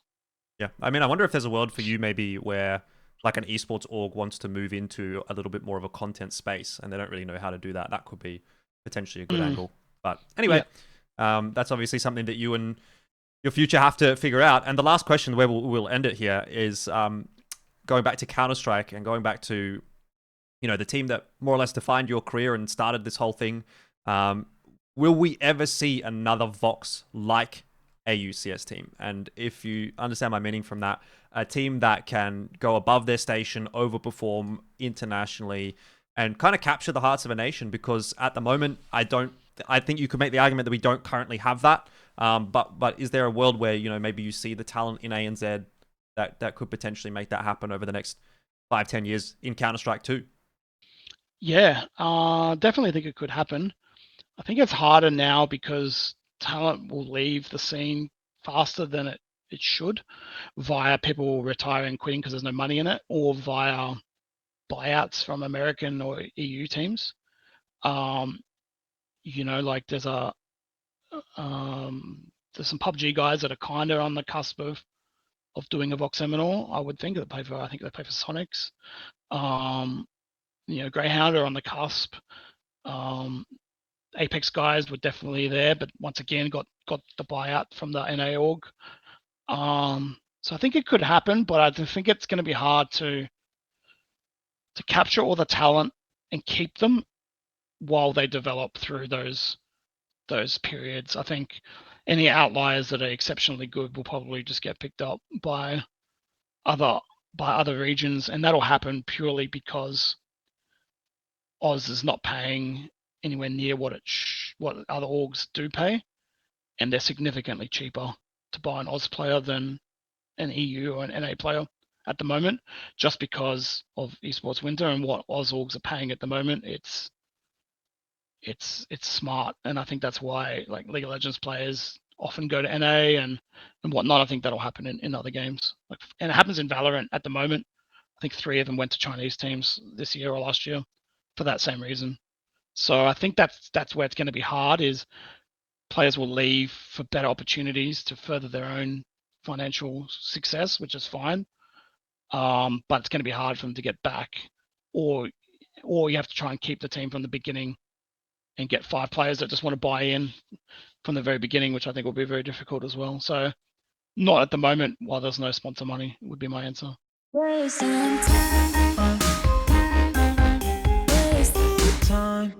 Hey guys, just at the end of this video, I'd like to give a quick shout out to Jean, who is my first supporter on buymeacoffee.com. If you'd also like to support me financially or any of my content, make sure to check out the link. It is in the description box below.